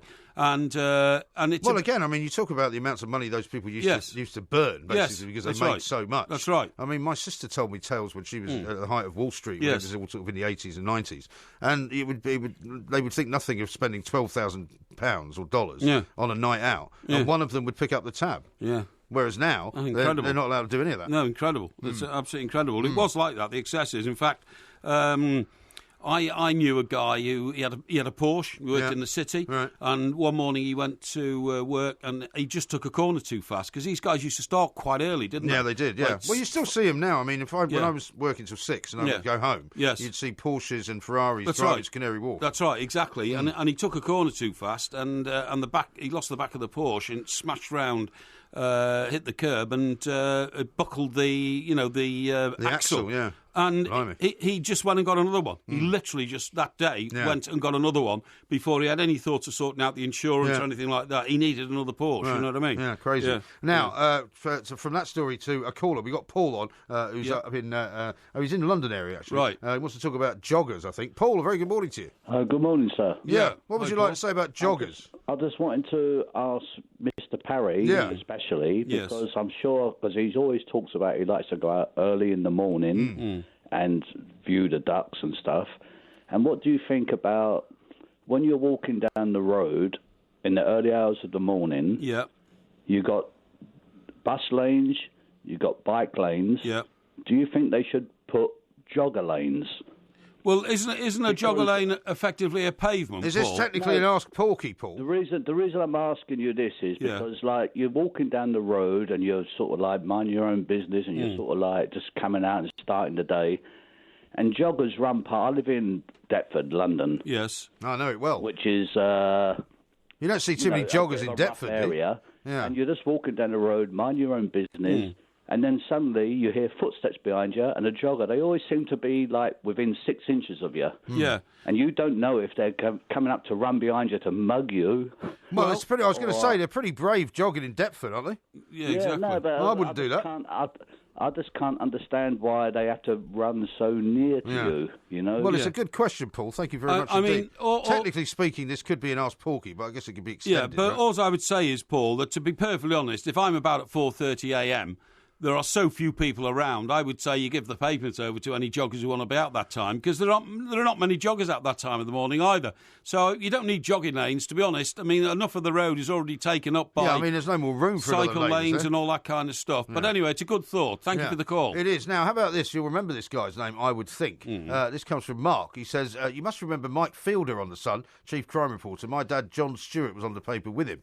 When we were talking before about some of Declan Cunningham. I remember Mike Fielder. Yeah. You must remember Mike Fielder. I don't remember John Stewart, I don't think, so much. Mike Fielder. Mike Fielder, yes. Yeah, I do remember. As the chief crime guy. Yeah, I do remember him very well. He was around for a long time. He was around for a long time, yeah. And I know a lot of characters like that. Some of those crime correspondents, actually, were the best characters of the lot. Yeah. There was the Prince, wasn't there, who worked on the Daily Star. Yes. He worked on the Express first, and then when they set up the Daily Star, which was a sister newspaper, the Prince of Darkness, Jimmy, what was his name? Jimmy Nicholson. Jimmy Nicholson went over there, and he wore a black cloak. Did he not die recently? He did. He died about 6 months ago, I think, yeah. But he wore a black cloak, and that's why he was known as the Prince of Darkness. That's right. And his favourite line, I don't know where he got it from, was, OK, Big Nice. That's right, yeah. OK, Big But Nice. he called everybody that, thereby kind of completely debilitating the phrase. Yeah, OK, Big Nice, Nicholson here. I've been on more doorsteps than a milk bottle. Because the doorstep... He was very sort of stylised, wasn't he? Very stylised. The doorstep was actually meant you went knocking on doors to irritate people who'd been, in the news headlines or committed a crime or something. Quite. So you had to go and find out what they were doing. Paul says this, Porky comparing himself to Jesus. What's the world coming to? And another one from somebody who texted into 81089 without giving a name. I'm very surprised Porky didn't choose God as the character in the Bible he most identifies with. Well, but God never actually appeared. God was always like a something. Like well, you wouldn't say that he wasn't in the Bible, though, would you? No. But I mean, what I mean is, he never took an active part in it. He was just the helicopter hovering over the whole of the Bible, wasn't he? I suppose a lot. Whereas Jesus was down on the ground there in the New Testament. Yeah, doing the legwork. If you see what I mean. Well, God though was he not the sort of overarching character? Because everyone in the Old Testament was doing things on his behalf, or making sacrifices to him, or praying to him. No, sure. And he was allowing sort of miracles to happen, but like the parting of the Red Sea and all that. Yeah, but he never made an appearance, did he? If you see what I mean. Well, I suppose Jesus was on the ground. Jesus, fed the 5,000 on the ground. Yeah. Literally on the ground. Jesus fed the 5,000. He foolishly threw the moneylenders out of the temple. He performed miracles and helped people get out of their wheelchairs and all this kind of stuff. Whereas God was actually just, as I say, he was a floating, spaceship type character over the whole thing, wasn't he? Yes, I suppose so. Yeah. Now we've only got a couple of minutes left. Okay. For the rest of the show, we haven't really yet discussed what we might do for the Porky quiz this week. Right. Okay. We did suggest basketball. But you didn't fancy that. No, I really don't. Somebody, by the way, has posted a picture of you smoking an awful lot of cigarettes at the same time. Oh, yeah, well, that was a stunt. Yeah, that was a stunt. Yeah, they're all lit, though. Yeah, but the whole idea is you put a whole packet of cigarettes in your mouth, right, and then you slide the carton of the cigarette off. You see what I mean? Yes. So you take the top of the cigarette packet off, you put them all in your mouth. Yeah, why would you do that, though? Well, it was a stunt somebody asked me to do. And then you slide the carton off. Who were trying to kill you? I don't know. And then you have to light them all at the same time. Which I'm not even sure I could do. No, you couldn't. A footballer did it. Showed it me once. And I was just trying to imitate it, but it wasn't serious. And Kenny says, hey, Mike, give the TV show Veep with Julia Louis-Dreyfus a watch. You will not be disappointed. I'm sure I won't be. I keep meaning to watch it, actually, but I just haven't got around to it. I like Julia. Is that about a female vice president? It is indeed, yeah. It is indeed. It's meant to be very funny. It won loads and loads of Emmys. So what do you fancy doing a quiz on, then? I mean, you don't have to answer today. The quiz, yeah. We've got to have a think about it, haven't we? Mm-hmm. Yeah. Mm-hmm. Well, I know you like to blame me for pushing you into a particular corner, but, we did the Clintons last week. Yes. So that was our sort of American homage to the US election. Yes. So it doesn't have to be anything American. Doesn't have to be anything related to the news. No. But you're not thinking of anything at the moment, are you? No, I'm just thinking. Are you doing any more shows tomorrow? Hang on, no, I don't think so. No, you sure? I'm just thinking about what we've been doing this week and what's coming up. I suppose if we're going to Whitley Bay, I could do like the northeast of England or something, couldn't I? You could. Yeah. Yeah, the northeast of England. Yeah. You'd like that? Should we do that? Okay. Northeast of England. Yeah, I could go for that. Yeah. Okay. All right. I mean, or are we going to be a bit more specific? Are we going to say well, the northeast of England is specific enough, isn't it? Is it? Is it okay? Yeah. Okay. As long as you don't start disputing what generally is known as the northeast of England. Oh, that's what I mean. Yeah. So. Yeah. Well, I mean, it will cover Whitley Bay. It will cover Newcastle. Yeah. Okay. It will cover Tyne and Wear. I guess. We'll settle for that. Oh, we'll settle for that. Yeah. Good. Okay. Marvellous. That'll be the Porky quiz on Thursday. Tomorrow, though, Porky Beans. The first Chinese restaurant I went to was in the Rose in Chester. The Rose being the elevated part of the street, because the streets in Chester are on two levels, the road and the Rose. Right. And it was down Bridge Street. And I remember she said, "Come on, let's go there." And I said, "Well, I've never been to a Chinese restaurant. I don't know if I like the food." Yeah. I didn't realise it was ordinary food. What do you mean ordinary food? Well, I didn't realise that you could have beef or you could have what do you think it was? Chicken. I thought it was like dragon or something like. No, seriously. I thought it was like. No, I thought it was very. I'll have some of that dragon chow mein.